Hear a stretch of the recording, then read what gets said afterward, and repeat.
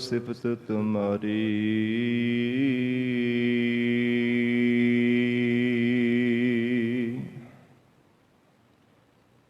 आप लेहो तुम कथा सुधारी।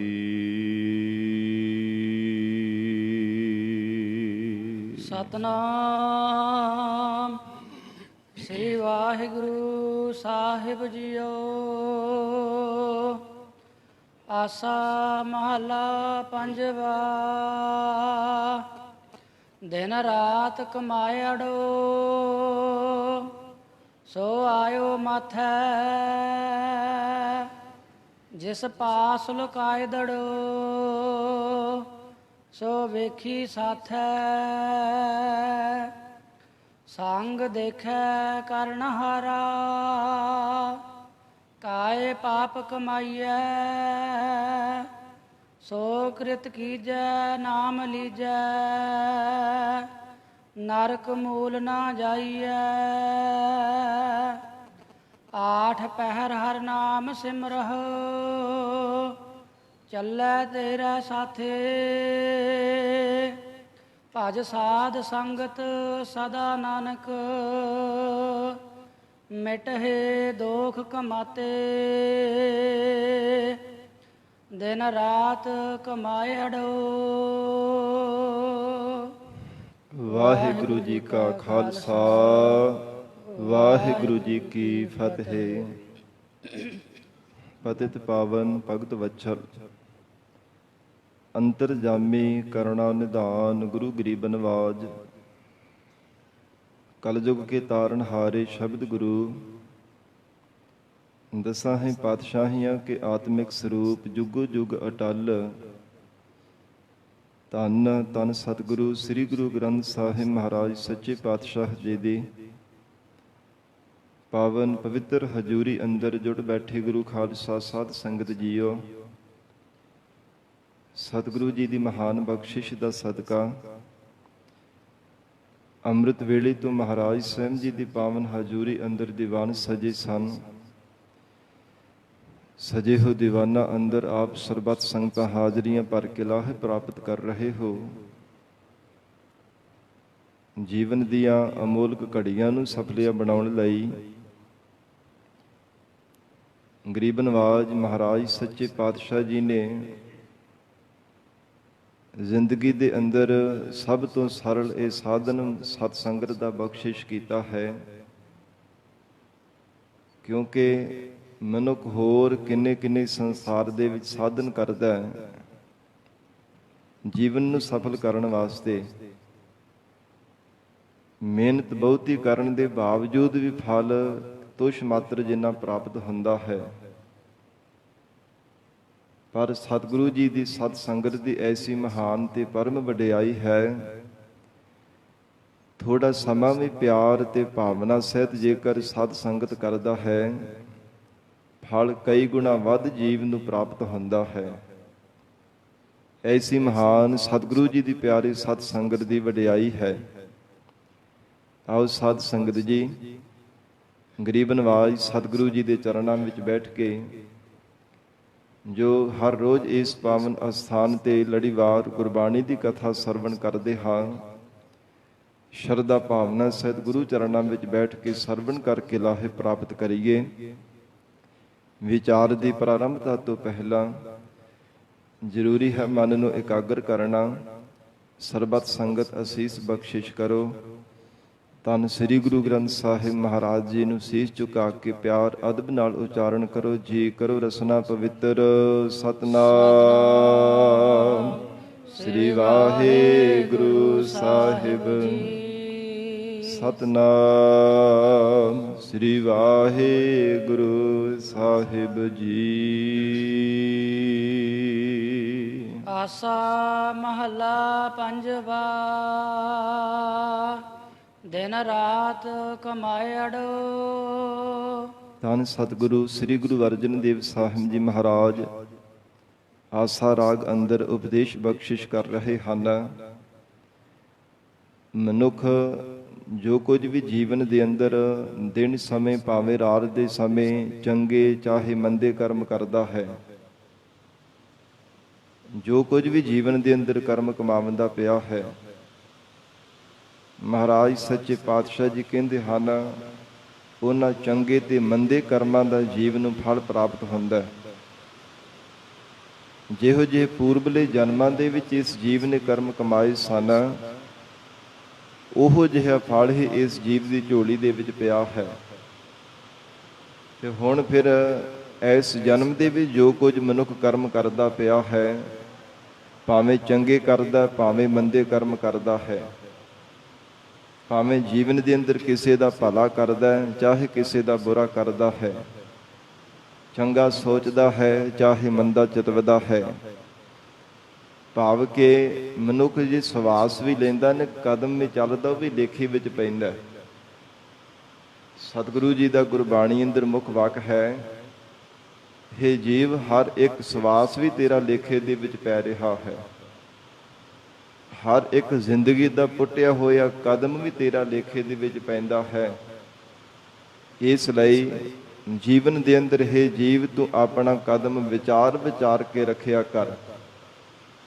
ਜੀਵਨ ਦੇ ਅੰਦਰ ਵਿਚਾਰ ਕਰਕੇ ਤੂੰ ਆਪਣਾ ਜੀਵਨ ਨਿਰਵਾਹ ਕਰਿਆ ਕਰ। ਜਦੋਂ ਤੱਕ ਤੇਰੇ ਕੋਲ ਵਿਚਾਰ ਨਹੀਂ ਨਾ ਪ੍ਰਾਪਤ ਹੋਵੇਗੀ, ਚੰਗੀ ਵਿਚਾਰ ਤੇਰੇ ਅੰਦਰ ਨਹੀਂ ਆਵੇਗੀ, ਉਦੋਂ ਤੱਕ ਕਦੇ ਵੀ ਚੰਗੇ ਕਰਮ ਨਹੀਂ ਜੀਵਨ ਵਿੱਚ ਕਮਾ ਸਕੇਗਾ। ਚੰਗੀ ਵਿਚਾਰ ਧਾਰਾ ਨੂੰ ਹਿਰਦੇ ਅੰਦਰ ਧਾਰਨ ਕਰ, ਤਾਂ ਹੀ ਫਿਰ ਚੰਗੇ ਸ਼੍ਰੋਮਣੀ ਪਰਮ ਕਰਮਾਂ ਨੂੰ ਕਮਾ ਕੇ ਜੀਵਨ ਦੀ ਸਫਲਤਾ ਬਣਾ ਸਕੇਗਾ। ਮਹਾਰਾਜ ਸਤਿਗੁਰੂ ਜੀ ਦਾ ਗੁਰਬਾਣੀ ਵਿੱਚ ਮੁੱਖ ਵਾਕ ਹੈ, ਸੋਈ ਕੰਮ ਕਮਾਏ ਜਿਤ ਮੁਖ ਉਜਲਾ। ਜੀਵਨ ਦੇ ਅੰਦਰ ਉਹੋ ਜਿਹੇ ਕਰਮ ਕਮਾਇਆ ਕਰ, ਜਿਨ੍ਹਾਂ ਕਰਕੇ ਪਰਮਾਤਮਾ ਦੇ ਘਰ ਵਿੱਚ ਮੁਨਕਰ ਨਹੀਂ ਹੋਣਾ ਪੈਂਦਾ, ਮੁਖ ਉਜਲਾ ਹੋ ਜਾਂਦਾ ਹੈ। ਜੋ ਕਿ ਸੰਸਾਰ ਦੇ ਅੰਦਰ ਮਨੁੱਖ ਜਿੱਦਾਂ ਦੇ ਕਰਮ ਕਰਦਾ, ਉਦਾਂ ਦੇ ਨਾਮ ਦੇ ਨਾਲ ਜਾਣਿਆ ਜਾਂਦਾ ਹੈ। ਜੇਕਰ ਕੋਈ ਮਨੁੱਖ ਪਾਪ ਕਰਮ ਕਰਦਾ ਤੇ ਉਹਨੂੰ ਸੰਸਾਰ ਦੇ ਲੋਕ ਪਾਪੀ ਕਹਿੰਦੇ ਹਨ, ਔਰ ਚੋਰੀਆਂ ਕਰਦਾ ਹੈ ਤੇ ਉਹਨੂੰ ਚੋਰ ਕਿਹਾ ਜਾਂਦਾ ਹੈ, ਝੂਠ ਬੋਲਦਾ ਹੈ ਉਸ ਨੂੰ ਝੂਠਾ ਕਿਹਾ ਜਾਂਦਾ ਹੈ, ਪੁੰਨ ਕਰਮ ਕਰਦਾ ਤੇ ਉਹਨੂੰ ਪੁੰਨੀ ਕਿਹਾ ਜਾਂਦਾ ਹੈ, ਦਾਨ ਕਰਦਾ ਹੈ ਤੇ ਉਹਨੂੰ ਦਾਨੀ ਕਿਹਾ ਜਾਂਦਾ ਹੈ। ਇਸੇ ਤਰ੍ਹਾਂ ਜਿਹੜਾ ਜੀਵ ਸਤਿਗੁਰੂ ਜੀ ਤੋਂ ਬੇਮੁਖ ਹੁੰਦਾ, ਉਹਨੂੰ ਮਨਮੁਖ ਕਿਹਾ ਜਾਂਦਾ ਹੈ। ਜਿਹੜਾ ਸਨਮੁਖ ਹੋਵੇ ਉਸ ਨੂੰ ਗੁਰਮੁਖ ਕਿਹਾ ਜਾਂਦਾ ਹੈ। ਤੇ ਮਹਾਰਾਜ ਸਤਿਗੁਰੂ ਜੀ ਦਾ ਗੁਰਬਾਣੀ ਅੰਦਰ ਬਚਨ ਹੈ ਕਿ ਜਿਹੜਾ ਮਨੁੱਖ ਧਰਮ ਦੀ ਕਮਾਈ ਕਰਦਾ ਹੈ ਨਾ, ਉਹਨੂੰ ਧਰਮੀ ਆਖਿਆ ਜਾਂਦਾ ਹੈ। ਔਰ ਇਸ ਪ੍ਰਕਾਰ ਸਤਿਗੁਰੂ ਜੀ ਕਹਿੰਦੇ, ਮਨੁੱਖ ਦੀ ਪਰਾਰਬਧ ਅਨੁਸਾਰ ਜਿਹੋ ਜਿਹੇ ਜੀਵਨ ਦੇ ਅੰਦਰ ਕਰਮ ਕਮਾਏ ਹਨ, ਜਿੱਦਾਂ ਦੇ ਇਸ ਜੀਵ ਨੇ ਕਰਮ ਕੀਤੇ ਆ, ਭਾਵੇਂ ਚੰਗੇ ਹਨ ਚਾਹੇ ਮੰਦੇ ਆ, ਜਿੱਦਾਂ ਦੇ ਇਹ ਮਨੁੱਖ ਨੇ ਆਪਣੇ ਜੀਵਨ ਦੇ ਅੰਦਰ ਪਰਾਰਬਧ ਕਰਮਾਂ ਦਾ ਬੀਜ ਬੀਜਿਆ, ਉਦਾਂ ਦਾ ਫਲ ਪ੍ਰਾਪਤ ਹੁੰਦਾ ਪਿਆ ਹੈ। ਪਰਮਾਤਮਾ ਨੇ ਸਰੀਰ ਰੂਪੀ ਧਰਤੀ ਦਿੱਤੀ ਹੈ। ਧਰਤੀ ਦੇ ਵਿੱਚ ਕਿਸਾਨ ਜਿਹੋ ਜਿਹਾ ਬੀਜ ਬੀਜੇਗਾ, ਉਹੋ ਜਿਹਾ ਫਲ ਉਸ ਨੂੰ ਪ੍ਰਾਪਤ ਹੋਵੇਗਾ। ਤੇ ਪ੍ਰਮਾਤਮਾ ਨੇ ਸਰੀਰ ਰੂਪੀ ਧਰਤੀ ਦਿੱਤੀ, ਇਹਦੇ ਵਿੱਚ ਵੀ ਜਿੱਦਾਂ ਦਾ ਕਰਮਾਂ ਦਾ ਬੀਜ ਬੀਜਦਾ, ਉਦਾਂ ਦਾ ਹੀ ਇਸ ਨੂੰ ਫਲ ਪ੍ਰਾਪਤ ਹੁੰਦਾ ਹੈ। ਮਹਾਰਾਜ ਸਤਿਗੁਰੂ ਧੰਨ ਗੁਰੂ ਅਰਜਨ ਦੇਵ ਸਾਹਿਬ ਸੱਚੇ ਪਾਤਸ਼ਾਹ ਜੀ ਹਜੂਰ ਫਰਮਾਨ ਕਰ ਰਹੇ ਹਨ, ਦਿਨ ਰਾਤ ਕਮਾਇੜੋ, ਹੇ ਪ੍ਰਾਣਾ ਧਾਰੀ ਜੀਵ, ਦਿਨੇ ਰਾਤ ਜਿੱਦਾਂ ਦੇ ਤੂੰ ਕਰਮਾਂ ਨੂੰ ਕਮਾਉਂਦਾ ਰਿਹਾ ਸਾ, ਸੋ ਆਇਓ ਮਾਥੈ, ਉਹੋ ਹੀ ਕਮਾਏ ਹੋ ਕਰਮਾਂ ਦਾ ਫਲ ਹੁਣ ਤੇਰੇ ਮਾਥੈ ਮਸਤਕ ਤੇ ਆ ਪਹੁੰਚਾ ਹੈ। ਸੋ ਆਇਓ ਮਾਥੈ, ਉਹ ਪ੍ਰਮਾਤਮਾ ਨੇ ਤੇਰੀ ਪਰਾਰਬਧ ਵਿੱਚ ਲਿਖ ਕਰਕੇ ਪਾ ਦਿੱਤਾ ਸੀ। ਤੇਰੇ ਮਸਤਕ ਤੇ ਲੇਖ ਲਿਖ ਕਰਕੇ ਪਰਮੇਸ਼ਰ ਨੇ ਪਾ ਦਿੱਤੇ ਸਨ। ਜਿਹੋ ਜਿਹੇ ਪੂਰਬਲੇ ਜਨਮਾਂ ਦੇ ਵਿੱਚ ਤੂੰ ਕਰਮ ਕਮਾਏ ਸਨ, ਉਹਨਾਂ ਕਰਮਾਂ ਕਰਕੇ ਹੀ ਪੁੰਨ ਕਰਮਾਂ ਦੇ ਕਰਕੇ ਸੁਖ ਪ੍ਰਾਪਤ ਹੋ ਰਹੇ ਨੇ, ਪਾਪ ਕਰਮਾਂ ਦੇ ਕਰਕੇ ਤੈਨੂੰ ਦੁੱਖ ਮਿਲ ਰਹੇ ਹਨ। ਔਰ ਇਹਨਾਂ ਪਾਪ ਕਰਮਾਂ ਦੀ ਬਦੌਲਤ ਹੀ ਤੂੰ ਜ਼ਿੰਦਗੀ ਵਿੱਚ ਬਾਰ-ਬਾਰ ਦੁਖੀ ਹੁੰਦਾ ਹੈ। ਜਿਨ੍ਹਾਂ ਨੇ ਨਿਸ਼ਕਾਮ ਕਰਮ ਕੀਤੇ ਸਨ, ਤਿਨਾਂ ਦਾ ਐਸਾ ਕਰਮਾਂ ਦਾ ਅੰਗੂਰ ਫੁੱਟਿਆ ਹੈ। ਮਹਾਰਾਜ ਸੱਚੇ ਪਾਤਸ਼ਾਹ ਜੀ ਦੀ ਸਤ ਸੰਗਤ ਦੀ ਤਿਨਾਂ ਨੂੰ ਪ੍ਰਾਪਤੀ ਹੋਈ ਹੈ। ਸਤਿਗੁਰੂ ਜੀ ਦੀ ਸ਼ਰਨ ਗੁਰਸਿੱਖਾਂ ਨੂੰ ਪ੍ਰਾਪਤ ਹੋਈ ਹੈ, ਜਿਨ੍ਹਾਂ ਨੇ ਪੂਰਬਲੇ ਚੰਗੇ ਕਰਮ ਕੀਤੇ ਸਨ। ਸਤ ਸੰਗਤ ਜੀ, ਜੋ ਮਹਾਂਪੁਰਖਾਂ ਦੇ ਇਹ ਬਚਨ ਹਨ, ਕਿ ਬਹੁਤ ਜ਼ਿਆਦਾ ਚੰਗੇ ਕਰਮ ਕੀਤੇ ਹੋਣ ਤਾਂ ਕਿਤੇ ਜਾ ਕੇ ਸਿੱਖਾਂ ਦੇ ਘਰ ਦੇ ਵੀ ਜਨਮ ਮਿਲਦਾ ਹੈ। ਇਹ ਵੀ ਸਾਧ ਸੰਗਤ ਜੀ ਪ੍ਰਾਰਬਧ ਅਨੁਸਾਰ ਹੈ। ਸਿੱਖਾਂ ਦੇ ਘਰ ਦੇ ਵੀ ਜਨਮ ਐਵੇਂ ਨਹੀਂ ਕਿਤੇ ਪ੍ਰਾਪਤ ਹੋ ਜਾਂਦਾ, ਪੂਰਬਲੇ ਬਹੁਤ ਜ਼ਿਆਦਾ ਚੰਗੇ ਕਰਮ ਕੀਤੇ ਹੋਣ ਤਾਂ ਕਿਤੇ ਜਾ ਕੇ ਸਿੱਖਾਂ ਦੇ ਘਰ ਜਨਮ ਮਿਲਦਾ ਹੈ। ਸੰਤ ਗਿਆਨੀ ਕਰਤਾਰ ਸਿੰਘ ਜੀ ਖਾਲਸਾ ਪਿੰਡਰਾਂਵਾਲੇ ਮਹਾਂਪੁਰਖਾਂ ਦੇ ਪਾਵਨ ਬਚਨ ਹਨ। ਕਹਿੰਦੇ ਜਿਵੇਂ ਬੋਹੜ ਦਾ ਰੁੱਖ ਹੁੰਦਾ ਹੈ, ਕਿੰਨੀਆਂ ਗੋਲਾਂ ਲੱਗੀਆਂ ਹੁੰਦੀਆਂ ਨੇ ਬੋਹੜ ਦੇ ਰੁੱਖ ਨੂੰ। ਆਪ ਬਜ਼ੁਰਗ ਬੈਠੇ ਹੋ, ਪਤਾ ਹੈ ਕਿ ਬੋਹੜ ਦੇ ਰੁੱਖ ਨੂੰ ਕਿੰਨੀਆਂ ਕਿੰਨੀਆਂ ਗਿਣਤੀ ਵਿੱਚ ਅਣਗਿਣਤੀ ਗੋਲਾਂ ਲੱਗੀਆਂ ਹੁੰਦੀਆਂ। ਇਹਨੇ ਚੰਗੇ ਕਰਮ ਕੀਤੇ ਹੋਣ ਤਾਂ ਕਿਤੇ ਜਾ ਕੇ ਸਿੱਖਾਂ ਦੇ ਘਰ ਜਨਮ ਮਿਲਦਾ ਹੈ। ਇਹ ਸਾਧ ਸੰਗਤ ਜੀ, ਜੇ ਇੱਕ ਗੋਲ ਨੂੰ ਖੋਲ ਕਰਕੇ ਦੇਖਿਆ ਜਾਵੇ ਤੇ ਕਿੰਨੇ ਬੀਜ ਹੁੰਦੇ ਇੱਕ ਗੋਲ ਦੇ ਵਿੱਚ। ਅਣਗਿਣਤ ਬੋਹੜ ਤੇ ਲੱਗੀਆਂ ਹੋਈਆਂ ਗੋਲਾਂ ਤੇ ਅਣਗਿਣਤ ਹੀ ਉਹਨਾਂ ਦੇ ਵਿੱਚ ਬੀਜ ਹੁੰਦੇ ਆ। ਜਿੰਨੇ ਬੀਜ ਹੁੰਦੇ ਆ ਨਾ ਬੋਹੜ ਤੇ ਲੱਗੀਆਂ ਹੋਈਆਂ ਗੋਲਾਂ ਨੂੰ, ਇੰਨੇ ਚੰਗੇ ਕਰਮ ਕੀਤੇ ਹੋਣ ਤਾਂ ਸਤ ਸੰਗਤ ਦੀ ਪ੍ਰਾਪਤੀ ਹੁੰਦੀ ਹੈ। ਇਹ ਐਵੇਂ ਨਹੀਂ ਹੈ ਦਾਤ ਜੀਵਨ ਦੇ ਅੰਦਰ ਮਹਾਰਾਜ ਸੱਚੇ ਪਾਤਸ਼ਾਹ ਜੀ ਦੀ ਸਤ ਸੰਗਤ ਦੀ ਪ੍ਰਾਪਤੀ ਹੋ ਜਾਣੀ।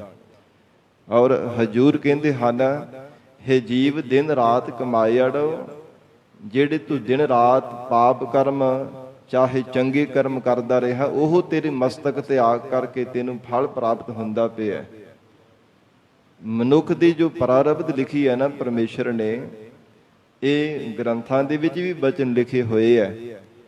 ਕਹਿੰਦੇ ਹਨ ਕਿ ਮਨੁੱਖ ਉਹਨਾਂ ਕਰਮਾਂ ਦੇ ਬੀਜੇ ਹੋਏ ਬੀਜ ਨੂੰ ਜਿੰਨਾ ਚਿਰ ਭੋਗਦਾ ਨਹੀਂ ਹੈ ਨਾ, ਫਲ ਖਾ ਨਹੀਂ ਲੈਂਦਾ, ਉਹਨਾਂ ਚਿਰ ਕਰਮ ਕਦੇ ਵੀ ਜੀਵ ਦਾ ਖਹਿੜਾ ਨਹੀਂ ਛੱਡਦੇ।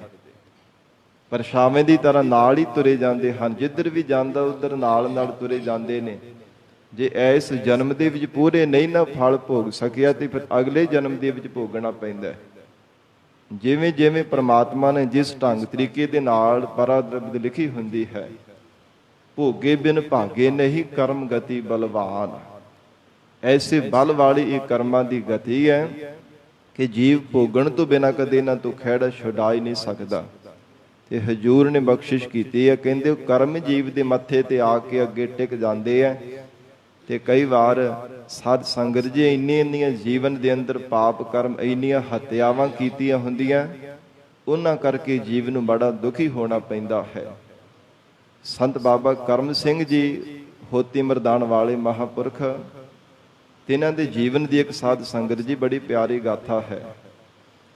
ਇੱਕ ਯੱਕੇ ਵਾਲਾ ਕੋਈ ਸਾਧ ਸੰਗਤ ਜੀ, ਕੋਈ ਪ੍ਰੇਮੀ ਸੀਗਾ। ਯੱਕਾ ਆਪ ਸਮਝਦੇ ਹੋ ਨਾ, ਹੁਣ ਤਾਂ ਜਿਵੇਂ ਮਸ਼ੀਨਰੀ ਦਾ ਯੁੱਗ ਹੈ, ਕਿੰਨੇ ਕਿੰਨੇ ਵਾਹਨ ਅੱਜ ਆ ਗਏ ਹੈ। ਗੱਡੀਆਂ ਹਨ, ਮੋਟਰਸਾਈਕਲ ਹਨ, ਟੈਂਪੂ ਆਦਿ ਕਿੰਨੇ ਕਿੰਨੇ ਸਾਧ ਸੰਗਤ ਜੀ ਵਾਹਨ ਇੱਕ ਥਾਂ ਤੋਂ ਦੂਜੀ ਥਾਂ ਤੇ ਜਾਣ ਵਾਸਤੇ। ਤੇ ਪਹਿਲਾਂ ਯੱਕੇ ਹੋਇਆ ਕਰਦੇ ਸੀ ਜਾਂ ਫਿਰ ਟਾਂਗੇ।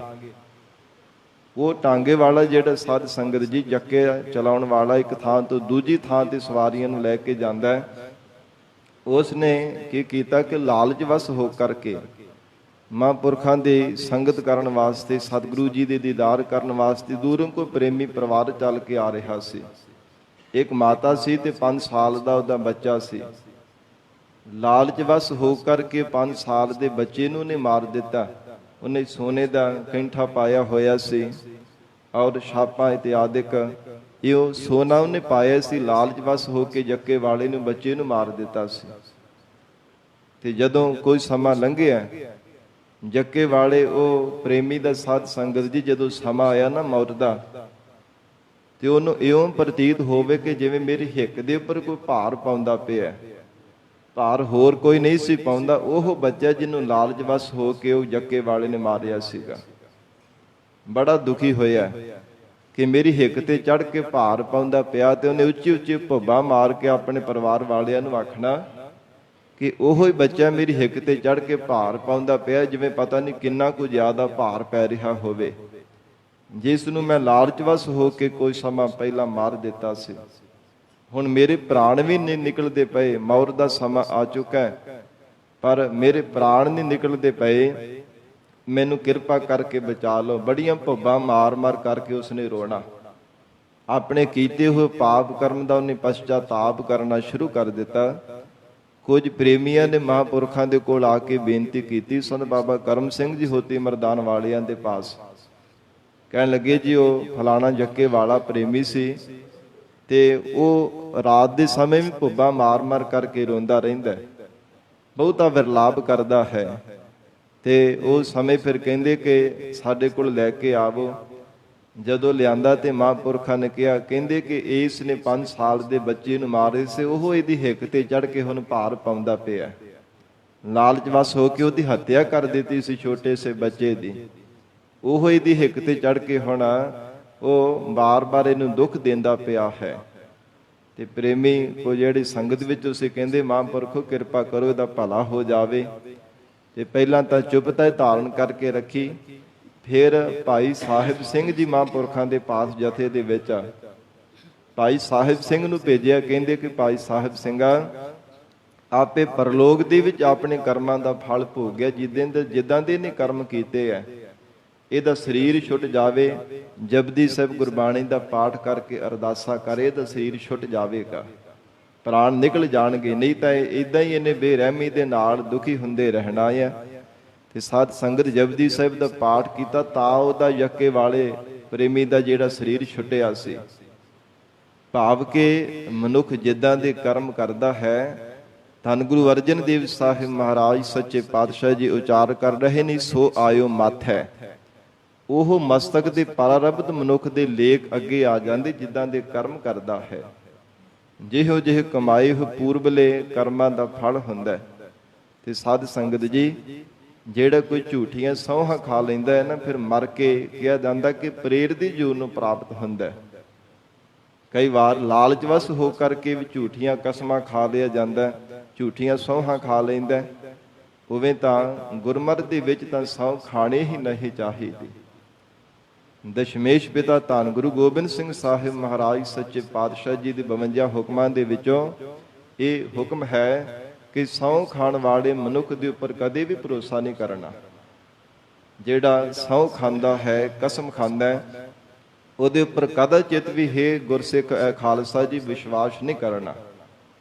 ਇਹ ਸਾਧ ਸੰਗਤ ਜੀ, ਜਿਵੇਂ ਧੰਨ ਗੁਰੂ ਤੇਗ ਬਹਾਦਰ ਸਾਹਿਬ ਮਹਾਰਾਜ ਗਰੀਬ ਨਵਾਜ ਸਤਿਗੁਰੂ ਦੀ ਜਦੋਂ ਦਿੱਲੀ ਵਿੱਚ ਗਏ ਹੈ ਨਾ, ਸ਼ਹਾਦਤ ਦਾ ਬਲੀਦਾਨ ਦੇਣ ਦੇ ਵਾਸਤੇ, ਜੋ ਡੁੱਬਦੇ ਹਿੰਦੂ ਧਰਮ ਨੂੰ ਬਚਾਉਣ ਵਾਸਤੇ ਮਹਾਰਾਜ ਸੀਸ ਦਾ ਬਲੀਦਾਨ ਦੇਣ ਵਾਸਤੇ ਗਏ ਸਨ। ਹਜੂਰ ਨੂੰ ਪਿੰਜਰੇ ਦੇ ਵਿੱਚ ਕੈਦ ਖਾਨ ਕਰਕੇ ਰੱਖਿਆ ਗਿਆ। ਸਭ ਤੋਂ ਪਹਿਲਾਂ ਜੋ ਭੂਤਾਂ ਵਾਲੀ ਹਵੇਲੀ ਵਿੱਚ ਮਹਾਰਾਜ ਸਾਹਿਬ ਜੀ ਨੂੰ ਰੱਖਿਆ ਸੀ, ਉੱਥੇ ਸਾਧ ਸੰਗਤ ਜੀ ਪ੍ਰੇਤ ਰਹਿੰਦਾ ਸੀ ਬੜੇ ਲੰਬੇਰੇ ਸਮੇਂ ਤੋਂ।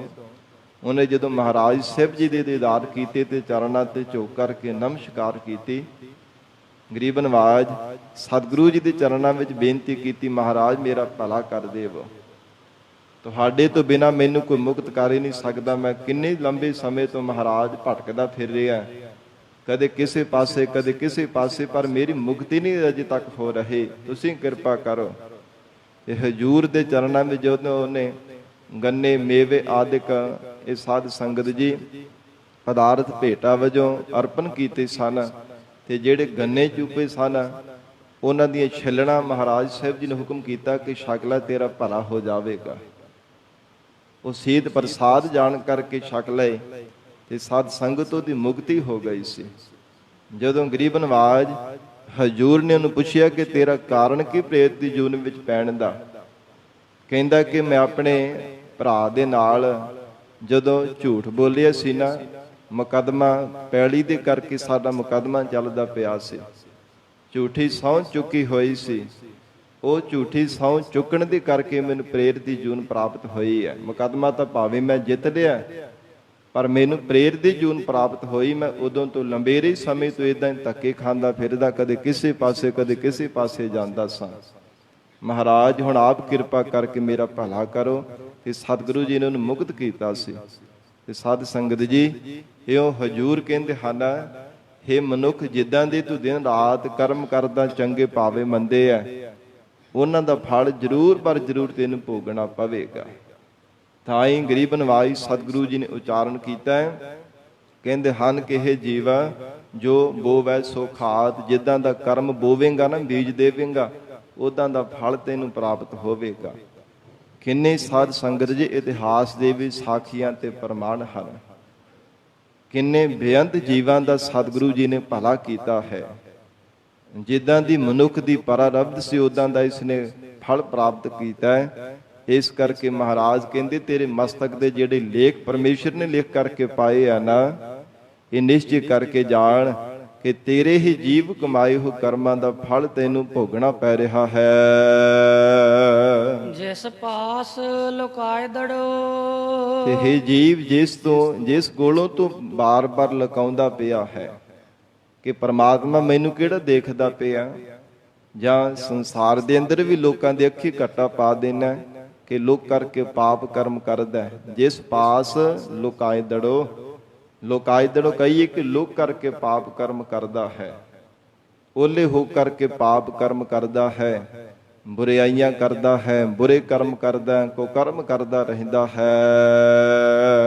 ਸੋ ਵੇਖੀ ਸਾਥ ਹੈ। ਮਹਾਰਾਜ ਕਹਿੰਦੇ ਉਹ ਤਾਂ ਤੇਰੇ ਸਾਥ ਹੈ, ਸਾਥ ਹੀ ਹੋ ਕਰਕੇ ਵੇਖੀ, ਵੇਖਦਾ ਪਿਆ। ਉਹ ਪਰਮੇਸ਼ਰ ਹਰ ਸਮੇਂ ਤੇਰੇ ਸਾਥ ਰਹਿੰਦਾ ਹੈ। ਤੇਰੀਆਂ ਚੰਗੀਆਂ ਮਾੜੀਆਂ ਕਰਮ ਕਰਤੂਤਾਂ ਨੂੰ ਹਰ ਸਮੇਂ ਦੇਖਦਾ ਪਿਆ।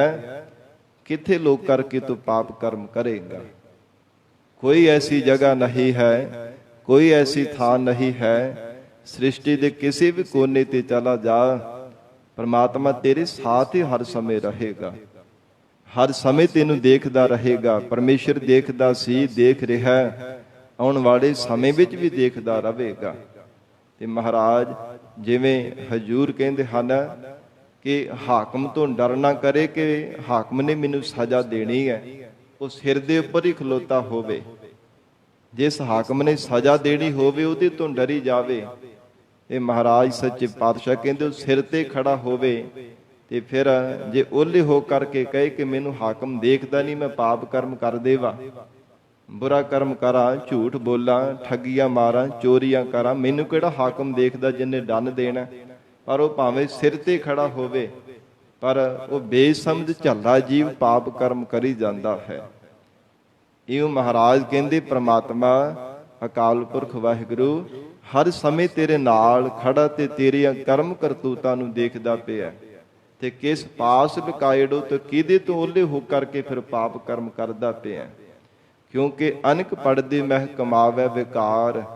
ਮਹਾਰਾਜ ਕਹਿੰਦੇ ਕਿ ਅਨੇਕਾਂ ਹੀ ਭਾਵੇਂ ਪੜਦੇ ਓਲੇ ਹੋ ਕਰਕੇ ਪਾਪ ਕਰਮ ਕਰਦਾ, ਵਿਕਾਰਾਂ ਨੂੰ ਭੋਗਦਾ, ਵਿਭਚਾਰ ਕਰਦਾ, ਪਰ ਖਿਨ ਮਾਤਰ ਸਮੇਂ ਵੀ ਜਦੋਂ ਸਾਹਮਣੇ ਪ੍ਰਗਟ ਹੋ ਜਾਂਦੀ ਫਿਰ ਇਹ ਜੀਵ ਭੁੱਬਾਂ ਮਾਰ-ਮਾਰ ਕਰਕੇ ਝੂਰਦਾ ਹੈ। ਫਿਰ ਬਾਅਦ ਵਿੱਚ ਪਛਤਾਤਾਪ ਕਰਦਾ। ਜੇ ਇੱਥੇ ਸੰਸਾਰ ਦੇ ਲੋਕਾਂ ਦੇ ਅੱਖੀਂ ਘੱਟਾ ਪਾ ਦੇਵੇਂਗਾ ਤੇ ਪ੍ਰਮਾਤਮਾ ਤੋਂ ਵਾਹਿਗੁਰੂ ਦੀ ਦਰਗਾਹ ਦੇ ਵਿੱਚ ਤਾਂ ਨਹੀਂ ਨਾ ਤੈਨੂੰ ਕੋਈ ਬਚਾ ਸਕੇਗਾ। ਚਿੱਤਰ ਗੁਪਤ ਸਭ ਲਿਖਤੇ ਲੇਖਾ, ਜਿਹੜੇ ਕਰਮਾਂ ਦੀ ਤੇਰੀ ਵੀਡੀਓ ਬਣਦੀ ਪਈ ਆ ਨਾ ਸਾਰੇ ਪਰਾਰਬਰ ਦੀ, ਉਦੋਂ ਧਰਮ ਰਾਜੇ ਦੀ ਦਰਗਾਹ ਦੇ ਵਿੱਚ ਸਾਰਾ ਹੀ ਸਾਹਮਣੇ ਜ਼ਾਹਰ ਕਰ ਦਿੱਤਾ ਜਾਵੇਗਾ। ਇੰਨੇ ਚੰਗੇ ਕਰਮ ਕੀਤੇ ਐ ਜ਼ਿੰਦਗੀ ਵਿੱਚ, ਐਨੇ ਪਾਪ ਕਰਮ, ਇੰਨੇ ਮੰਦੇ ਕਰਮ ਕਮਾਏ ਹਨ।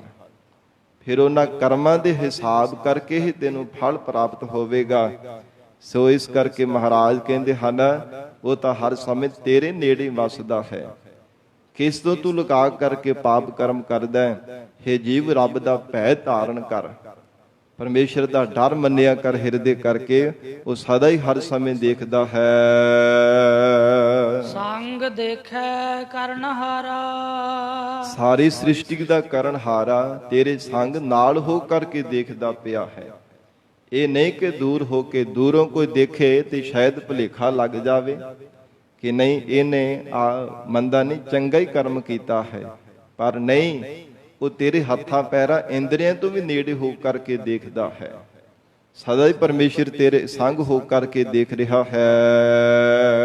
ਕਾਏ ਪਾਪ ਕਮਾਈਐ, ਜੇ ਪਰਮਾਤਮਾ ਹਰ ਸਮੇਂ ਦੇਖਦਾ ਤੇ ਸੁਣਦਾ ਪਿਆ, ਫਿਰ ਕਾਏ ਪਾਪ ਕਮਾਈਐ, ਕਿਸ ਕਰਕੇ ਇਹ ਜੀਵ ਤੂੰ ਪਾਪ ਕਰਮ ਕਮਾਉਣੇ ਹਨ। ਕਿਉਂ ਫਿਰ ਪਾਪ ਕਰਮਾਂ ਦੀਆਂ ਪੰਡਾਂ ਸਿਰ ਤੇ ਚੱਕੀ ਜਾ ਰਿਹਾ ਹੈ। ਕਿਉਂ ਐਵੇਂ ਸੰਸਾਰ ਦੇ ਅੰਦਰ ਲੋਕਾਂ ਨੂੰ ਭਰਮਾ ਕਰਕੇ ਸੰਸਾਰ ਦੇ ਅੰਦਰ ਮਹਾਰਾਜ ਕਹਿੰਦੇ ਬੁਰੇ ਕਰਮ ਕਰਦਾ, ਪਾਪ ਕਰਮ ਕਰਦਾ ਪਿਆ। ਕਿਸ ਵਾਸਤੇ ਪਾਪ ਕਰਮ ਕਰਦਾ ਹੈ? ਜੇ ਹਰ ਸਮੇਂ ਪਰਮੇਸ਼ਰ ਤੈਨੂੰ ਦੇਖਦਾ ਹੈ, ਸੁਣਦਾ ਹੈ, ਤੇ ਫਿਰ ਪਾਪ ਕਰਮ ਕਰਨ ਨੂੰ ਟਲਦਾ ਕਿਉਂ ਨਹੀਂ ਹੈ? ਇਹ ਪ੍ਰਤੀਤ ਕਿਉਂ ਨਹੀਂ ਤੇਰੇ ਅੰਦਰ ਹੁੰਦਾ? ਕਿਉਂ ਨਹੀਂ ਭਰੋਸਾ ਵੱਜਦਾ ਹੈ ਮਨਾ? ਤੂੰ ਕਿਉਂ ਪਾਪ ਕਰਮ ਕਰਦਾ? ਕਿਉਂ ਹਰ ਸਮੇਂ ਬੁਰੇ ਕਰਮ ਚਿਤਵਦਾ ਹੈ? ਸੋ ਕ੍ਰਿਤ ਕੀਜੈ ਨਾਮ ਲੀਜੈ। ਹੇ ਮਹਾਰਾਜ, ਕਿੱਦਾਂ ਦੀ ਕਰਨੀ ਕਰਾਂ ਜਿਸ ਕਰਕੇ ਮੇਰਾ ਭਲਾ ਹੋ ਜਾਵੇ? ਸਤਿਗੁਰੂ ਅਰਜਨ ਦੇਵ ਸਾਹਿਬ ਪਾਤਸ਼ਾਹ ਕਹਿੰਦੇ ਸੋ ਕ੍ਰਿਤ ਕੀਜੈ। ਸੋ ਕ੍ਰਿਤ ਭਾਵ ਜਿਹੜੀ ਸ੍ਰੇਸ਼ਟ ਕਰਨੀ ਹੈ, ਜੀਵਨ ਦੇ ਅੰਦਰ ਚੰਗੀ ਕਰਨੀ ਹੈ, ਚੰਗੇ ਕਰਮਾਂ ਨੂੰ ਕਮਾਉਣਾ ਹੈ, ਉਹਨੂੰ ਸੋਕ੍ਰਿਤ ਕਿਹਾ ਜਾਂਦਾ ਹੈ। ਇੱਕ ਦੁਕ੍ਰਿਤ ਹੁੰਦਾ ਜਿਹੜੀ ਸਾਧ ਸੰਗਤ ਜੀ ਖੋਟੇ ਕਰਮ ਕਰਨੇ ਹਨ। ਦੁਕ੍ਰਿਤ ਸੋਕ੍ਰਿਤ ਥਾਰੋ ਕਰਮ ਰੀ। ਮਹਾਰਾਜ ਸਤਿਗੁਰੂ ਜੀ ਕਹਿੰਦੇ ਤੇਰੇ ਚੰਗੇ ਤੇ ਮੰਦੇ ਕਰਮਾਂ ਦਾ ਫਲ ਤੈਨੂੰ ਰੱਬ ਨੇ ਦਿੱਤਾ ਹੈ। ਜੇ ਦੁਕ੍ਰਿਤ ਕਰੇਗਾ ਨਾ, ਪਾਪ ਕਰਮਾਂ ਦੀ ਕਿਰਤ ਕਰੇਗਾ, ਉਹਦਾ ਫਲ ਤੈਨੂੰ ਭੋਗਣਾ ਪਵੇਗਾ। ਜੇ ਸੁਕ੍ਰਿਤ ਕਰਦਾ ਹੈ, ਸ੍ਰੇਸ਼ਟ ਕਰਨੀ ਕਰਦਾ ਹੈ ਔਰ ਚੰਗੇ ਪਰਮ ਕਰਮ ਜੀਵਨ ਦੇ ਅੰਦਰ ਕਮਾਉਂਦਾ ਹੈ, ਉਹਦਾ ਫਲ ਵੀ ਤੈਨੂੰ ਮਿਲਣ ਵਾਲਾ ਹੈ। ਤੇ ਗਰੀਬ ਨਵਾਜ ਧੰਨ ਗੁਰੂ ਅਰਜਨ ਦੇਵ ਸਾਹਿਬ ਸੱਚੇ ਪਾਤਸ਼ਾਹ ਕਹਿੰਦੇ ਸੁਕ੍ਰਿਤ ਕੀਜੈ ਨਾਮ ਲੀਜੈ। ਕਿਹੜੀ ਸ੍ਰੇਸ਼ਟ ਕਰਨੀ ਹੈ? ਪਰਮੇਸ਼ਰ ਦਾ ਨਾਮ ਲੈਣਾ। ਮਹਾਰਾਜ ਕਹਿੰਦੇ ਸਭ ਤੋਂ ਪਰਮ ਤੇ ਪਰਮ ਇਹ ਚੰਗੇ ਧਰਮ ਹਨ, ਇਹ ਚੰਗੇ ਕਰਮ ਹਨ ਜਿਹੜਾ ਪਰਮੇਸ਼ਰ ਦਾ ਨਾਮ ਜਪਣਾ ਹੈ। ਸਰਬ ਧਰਮ ਮਹਿ ਸ੍ਰੇਸ਼ਟ ਧਰਮ, ਹਰ ਕੋ ਨਾਮ ਜਪ ਨਿਰਮਲ ਕਰਮ। ਪਰਮੇਸ਼ਰ ਦੇ ਨਾਮ ਦਾ ਜਾਪ ਕਰਨਾ ਸਭ ਤੋਂ ਉਜਲ ਕਰਮ ਹਨ। ਨਰਕ ਮੂਲ ਨਾ ਜਾਈਐ। ਨਰਕਾਂ ਦੇ ਵਿੱਚ ਮੂਲ ਕਦਾਚਿਤ ਵੀ ਨਹੀਂ ਜਾਣਾ ਪਵੇਗਾ ਜੇ ਸ੍ਰੇਸ਼ਟ ਕਰਨੀ ਕਰਦਾ ਹੈ। ਜੇ ਹਿਰਦੇ ਹੋ ਕੇ ਪ੍ਰਮਾਤਮਾ ਦੇ ਚਰਨਾਂ ਦਾ ਧਿਆਨ ਧਾਰਨ ਕਰਦਾ ਹੈ, ਵਾਹਿਗੁਰੂ ਜੀ ਦੇ ਜਾਪ ਨੂੰ ਜਪਦਾ ਹੈ, ਇੱਕ ਚਿਤ ਹੋ ਕੇ ਪ੍ਰਮਾਤਮਾ ਦਾ ਸਿਮਰਨ ਕਰਦਾ, ਨਰਕ ਮੂਲ ਨਾ ਜਾਈਐ। ਮੂਲ ਕਹੀਏ ਕਦਾਚਿਤ ਵੀ ਭੁੱਲ ਕੇ ਵੀ ਨਰਕਾਂ ਦੇ ਵਿੱਚ ਨਹੀਂ ਜਾਣਾ ਪਵੇਗਾ। ਜਿਹੜੇ ਬਾਰ-ਬਾਰ ਤੂੰ ਨਰਕਾਂ ਭਰੀ ਜ਼ਿੰਦਗੀ ਭੋਗਦਾ, ਫਿਰ ਨਰਕਾਂ ਦੇ ਵਿੱਚ ਹੀ ਚਲਾ ਜਾਂਦਾ ਹੈ। ਪ੍ਰਤੱਖ ਜੀਵਨ ਵੀ ਨਰਕਾਂ ਵਰਗਾ ਹੀ ਸੰਸਾਰ ਦੇ ਅੰਦਰ ਭੋਗਦਾ ਹੈ, ਦੁਖੀ ਹੁੰਦਾ ਹੈ, ਬਾਰ-ਬਾਰ ਕ੍ਰਿਜਦਾ ਰਹਿੰਦਾ ਹੈ, ਸੜਦਾ ਰਹਿੰਦਾ ਹੈ, ਮਰ ਕੇ ਵੀ ਫਿਰ ਨਰਕਾਂ ਦੀ ਅੱਗ ਦੇ ਵਿੱਚ ਹੀ ਸੜਦਾ ਰਹਿੰਦਾ ਹੈ। ਮਹਾਰਾਜ ਸਾਹਿਬ ਜੀ ਕਹਿੰਦੇ ਜੇ ਪ੍ਰਮਾਤਮਾ ਦਾ ਸਿਮਰਨ ਕਰ ਲਵੇ ਨਾ, ਹੇ ਜੀਵ ਨਰਕ ਮੂਲ ਨਾ ਜਾਈਏ, ਕਦਾਚਿਤ ਵੀ ਨਰਕਾਂ ਵਿੱਚ ਨਹੀਂ ਜਾਣਾ ਪਵੇਗਾ। ਸਤਿਗੁਰੂ ਜੀ ਦੀ ਸ਼ਰਨ ਧਾਰਨ ਕਰ ਲਵੇ। ਇਹ ਗਰੀਬ ਨਵਾਜ ਮਹਾਰਾਜ ਸੱਚੇ ਪਾਤਸ਼ਾਹ ਜੀ ਸਤਿਗੁਰੂ ਜੀ ਦੀ ਸਿੱਖੀ ਕਮਾਈ ਹੋਵੇ ਨਾ, ਜੇ ਕੋਈ ਕਰਮ ਇਦਾਂ ਦਾ ਮਾੜਾ ਹੋ ਜਾਵੇ, ਇਹ ਜੀਵ ਨਰਕਾਂ ਵਿੱਚ ਪੈ ਜਾਵੇ, ਤਾਂ ਕਾਢੀ ਨਰਕ ਦੇ ਧੂ ਮਹਾਰਾਜ ਕੇਸਾਂ ਦੀ ਨਿਸ਼ਾਨੀ ਦੇ ਕਰਕੇ ਕੇਸਾਂ ਤੋਂ ਫੜ ਕੇ ਬਾਹਰ ਕੱਢ ਲੈਂਦੇ ਹੈ। ਕੇਸਾਂ ਦੀ ਬੜੀ ਵੱਡੀ ਮਹਾਨਤਾ ਹੈ। ਗਰੀਬ ਨਵਾਜ ਸਤਿਗੁਰੂ ਜੀ ਉਵੇਂ ਤਾਂ ਜੀਵ ਨੂੰ ਨਰਕਾਂ ਵਿੱਚ ਪੈਣ ਹੀ ਨਹੀਂ ਦਿੰਦੇ ਜੇ ਮਹਾਰਾਜ ਦੀ ਸ਼ਰਨ ਧਾਰਨ ਕਰਦਾ ਹੈ। ਔਰ ਹਜੂਰ ਨੇ ਬਖਸ਼ਿਸ਼ ਕੀਤੀ ਹੈ, ਹੇ ਜੀਵ ਭੁੱਲ ਕੇ ਵੀ ਤੈਨੂੰ ਨਰਕਾਂ ਵਿੱਚ ਨਹੀਂ ਜਾਣਾ ਪਵੇਗਾ। ਜੇ ਅਕਾਲ ਪੁਰਖ ਵਾਹਿਗੁਰੂ ਪ੍ਰਮਾਤਮਾ ਜੀ ਦਾ ਸਿਮਰਨ ਕਰਦਾ ਹੈ, ਜੇ ਸ੍ਰੇਸ਼ਟ ਕਰਨੀ ਕਰਦਾ ਹੈ। ਸਾਧ ਸੰਗਤ ਜੀ, ਗੁਰੂ ਵਾਲੇ ਬਣਨਾ ਵੀ ਜੀਵਨ ਦੇ ਅੰਦਰ ਬੜੀ ਵੱਡੀ ਤੇ ਸ੍ਰੇਸ਼ਟ ਕਰਨੀ ਹੈ। ਇਹ ਵੀ ਸੁਕ੍ਰਿਤ ਹੈ। ਜਿਵੇਂ ਭਾਈ ਡੱਲ ਜੀ ਨੇ ਬੇਨਤੀ ਕੀਤੀ ਸੀ ਨਾ ਦਮਦਮਾ ਸਾਹਿਬ ਦੀ ਪਾਵਨ ਧਰਤੀ ਤੇ, ਹੇ ਦਸ਼ਮੇਸ਼ ਪਿਤਾ ਗੁਰੂ ਕਲਗੀਧਰ ਪਿਤਾ ਸਤਿਗੁਰੂ ਜੀ, ਮੇਰੇ ਤੇ ਤਰੁੱਠੇ ਹੋ ਤਾਂ ਮਹਾਰਾਜ ਮੈਨੂੰ ਵਰਦਾਨ ਦੇਵੋ, ਬਖਸ਼ਿਸ਼ ਦੇ ਬਚਨ ਕਰੋ। ਸੱਚਖੰਡ ਦੇ ਵਿੱਚ ਮਹਾਰਾਜ ਪੀੜੀ ਜੀ ਨੇ ਮੈਨੂੰ ਥਾਂ ਬਖਸ਼ਿਸ਼ ਕਰ ਦੇਣੀ, ਤੇ ਹਜੂਰ ਨੇ ਬਚਨ ਕੀਤਾ ਸੀ ਨਹੀਂ ਭਾਈ ਸੱਚਖੰਡ ਦੇ ਵਿੱਚ ਤੈਨੂੰ ਥਾਂ ਨਹੀਂ ਪ੍ਰਾਪਤ ਹੋ ਸਕਦੀ।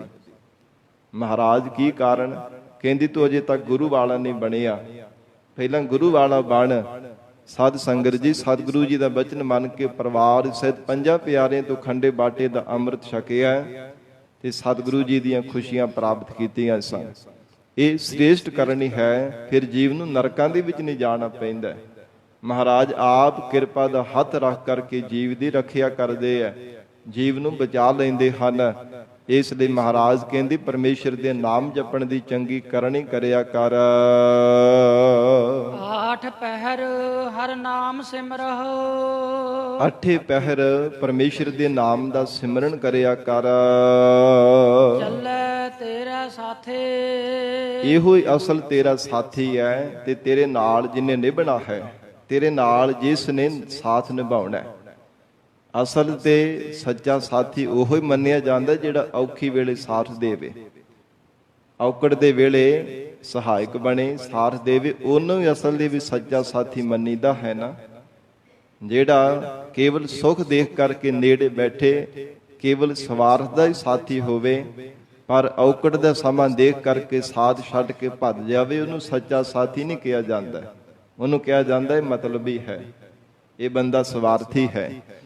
ਤੇ ਜਿੰਨੇ ਵੀ ਸੰਸਾਰ ਦੇ ਸਾਧਨ ਹਨ ਪਰਮੇਸ਼ਰ ਦੇ ਸਿਮਰਨ ਤੋਂ ਬਿਨਾਂ, ਜਿੰਨੇ ਵੀ ਮਾਇਆ ਦੇ ਸੁੱਖ ਹਨ, ਗਰੀਬ ਨਵਾਜ ਮਹਾਰਾਜ ਕਹਿੰਦੇ ਕਿ ਇਹ ਸਾਰੇ ਜਾਣੋ ਕਿ ਕੇਵਲ ਸਵਾਰਥ ਦੀ ਤਰ੍ਹਾਂ ਹਨ, ਬਹੁਤਾ ਸਮਾਂ ਤੇਰੇ ਕੋਲ ਰਹਿਣ ਵਾਲੇ ਨਹੀਂ ਹੈ, ਨਾ ਹੀ ਪਰਮੇਸ਼ਰ ਦੇ ਘਰ ਤੇਰੇ ਨਾਲ ਨਿਭਣ ਵਾਲੇ ਹੈ, ਨਾ ਹੀ ਜਮਾਂ ਦੀ ਮਾਰ ਤੋਂ ਬਚਾਉਣ ਵਾਸਤੇ, ਰੱਖਿਆ ਕਰਨ ਵਾਸਤੇ ਸਾਥੀ ਬਣਨ ਵਾਲੇ ਹੈ। ਇਹ ਸਭ ਇੱਥੇ ਹੀ ਰਹਿ ਜਾਣ ਵਾਲੇ ਨੇ। ਜੇ ਸਾਥ ਤਾਂ ਨਿਭਾਉਣੀ ਹੈ ਨਾ, ਉਹ ਪਰਮੇਸ਼ਰ ਦੇ ਨਾਮ ਨੇ। ਹੇ ਜੀਵ, ਪ੍ਰਮਾਤਮਾ ਦਾ ਨਾਮ ਹੀ ਤੇਰੇ ਨਾਲ ਨਿਭਣ ਵਾਲਾ ਹੈ। ਭਜ ਸਾਧ ਸੰਗਤ ਸਦਾ ਨਾਨਕ। ਹਜੂਰ ਕਹਿੰਦੇ ਹਨ ਸਾਧ ਸੰਗਤ ਵਿੱਚ ਮਿਲ ਕੇ ਸਦਾ ਹੀ ਪਰਮੇਸ਼ਰ ਦੇ ਨਾਮ ਦਾ ਭਜਨ ਕਰਿਆ ਕਰ। ਮਿਟਹਿ ਦੋਖ ਕਮਾਤੇ। ਤੇਰੇ ਜਿਹੜੇ ਕਮਾਏ ਹੋਏ ਦੋਸ਼ ਪਾਪ ਕਰਮ ਹਨ ਸਾਰੇ ਮਿਟ ਜਾਣਗੇ, ਕਿਉਂਕਿ ਜਿਨ੍ਹਾਂ ਨੇ ਸਾਧ ਸੰਗਤ ਵਿੱਚ ਮਿਲ ਕੇ ਪਰਮਾਤਮਾ ਦਾ ਨਾਮ ਜਪਿਆ, ਤਿਨਾਂ ਦੇ ਕਮਾਏ ਹੋਏ ਪਾਪ ਕਰਮ ਸਾਰੇ ਵਾਹਿਗੁਰੂ ਨੇ ਦੂਰ ਕਰ ਦਿੱਤੇ ਹਨ। ਮਹਾਰਾਜ ਕਹਿੰਦੇ ਮਿਟਹਿ ਪਾਪ ਕਮਾਇਣ। ਹੈ ਜੀਵ, ਜਿਹੜੇ ਬੁਰੇ ਕਰਮ ਹਨ, ਦੋਸ਼ ਪਾਪ ਕਰਮ ਕਮਾਏ ਹੋਏ ਆ, ਉਹ ਸਾਰੇ ਦੇ ਸਾਰੇ ਮਿਟ ਜਾਣਗੇ ਜੇ ਸਾਧ ਸੰਗਤ ਵਿੱਚ ਮਿਲ ਕੇ ਪਰਮੇਸ਼ਰ ਦਾ ਜਸ ਕਰਨਾ ਕਰੇ, ਸ਼ਰਧਾ ਵਿਸ਼ਵਾਸ ਰੂਪ ਕਰਨਾ ਦੇ ਨਾਲ ਸਰਵਨ ਕਰ ਲਵੇ। ਐਸੀ ਮਹਾਨ ਤੇ ਪਰਮ ਵਡਿਆਈ ਹੈ ਸਾਧ ਸੰਗਤ ਦੀ। ਸਾਧ ਸੰਗਤ ਜੀ, ਜਿਵੇਂ ਜੋ ਵੱਡਾ ਅਹੁਦਾ ਹੋਵੇ, ਜਾਂ ਇਹ ਕਹਿ ਲਈਏ ਕਿ ਬਹੁਤ ਵੱਡੀ ਕੋਈ ਦਾਤ ਪ੍ਰਾਪਤ ਕਰਨੀ ਹੋਵੇ ਤੇ ਬਹੁਤੀ ਮਿਹਨਤ ਕਰਨੀ ਪੈਂਦੀ ਹੈ। ਤਾਂ ਹੀ ਤਾਂ ਸਤਿਪੁਰਸ਼ਾਂ ਦੇ ਕਹੇ ਹੋਏ ਬਚਨ ਸਤ ਹਨ ਕਿ ਸਾਧ ਸੰਗਤ ਦੀ ਵਡਿਆਈ ਬਹੁਤ ਵੱਡੀ ਹੈ, ਕਹਿਣੇ ਕਥਨੇ ਤੋਂ ਬਾਹਰ ਹੈ। ਤਾਂ ਹੀ ਸਾਧ ਸੰਗਤ ਜੀ, ਬੋੜ ਦੇ ਗੋਲਾਂ ਦੇ ਵਿੱਚ ਕਿੰਨੇ ਕਿੰਨੇ ਬੇਅੰਤ ਬੀਜ ਹੁੰਦੇ, ਉਹਨੇ ਚੰਗੇ ਕਰਮ ਕੀਤੇ ਹੋਣ ਤੇ ਕਹਿੰਦੇ ਤਾਂ ਸਾਧ ਸੰਗਤ ਮਿਲਦੀ ਹੈ, ਐਵੇਂ ਨਹੀਂ ਦਾਤ ਮਿਲ ਜਾਂਦੀ। ਬੜੀ ਵੱਡੀ ਦਾਤ ਹੈ, ਬਹੁਤੀ ਵੱਡੀ ਦਾਤ ਪਾਉਣ ਵਾਸਤੇ ਬਹੁਤੀ ਚੰਗੇ ਕਰਮ, ਬਹੁਤੀ ਮਿਹਨਤ ਕਰਨੀ ਪੈਂਦੀ ਹੈ। ਮਹਾਰਾਜ ਸਤਿਗੁਰੂ ਜੀ ਕਹਿੰਦੇ ਹਨ ਸਾਧ ਸੰਗਤ ਵਿੱਚ ਮਿਲ ਕੇ ਪਰਮੇਸ਼ਰ ਦਾ ਜਸ ਕਰਿਆ ਕਰ। ਐ ਪ੍ਰਾਣਾ ਧਾਰੀ ਜੀਵ, ਤੇਰੇ ਕਮਾਏ ਹੋਏ ਜਿਹੜੇ ਪਾਪ ਕਰਮ ਹਨ ਸਾਰੇ ਲਹਿ ਜਾਣਗੇ। ਪਾਪ ਕਰਮਾਂ ਦੀ ਮੈਲ ਦੇ ਨਾਲ ਮਨ ਤੇਰਾ ਮੈਲਾ ਹੋਇਆ ਪਿਆ ਸ਼ੁੱਧ ਹੋ ਜਾਵੇਗਾ।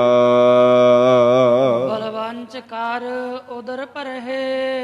ਹੇ ਜੀਵਾ, ਜਿਹੜੀ ਤੂੰ ਬਾਲ ਛਲ ਕਰਦਾ ਹੈ ਸੰਸਾਰ ਦੇ ਅੰਦਰ ਤੇ ਬੰਚ ਠੱਗੀਆਂ ਮਾਰਦਾ, ਮਹਾਰਾਜ ਕਹਿੰਦੇ ਕਦੇ ਕਿਸੇ ਨਾਲ ਛਲ ਕਰਦਾ, ਕਦੇ ਕਿਸੇ ਨਾਲ ਠੱਗੀ ਮਾਰ ਲੈਂਦਾ, ਤੇ ਕਾਦੇ ਵਾਸਤੇ?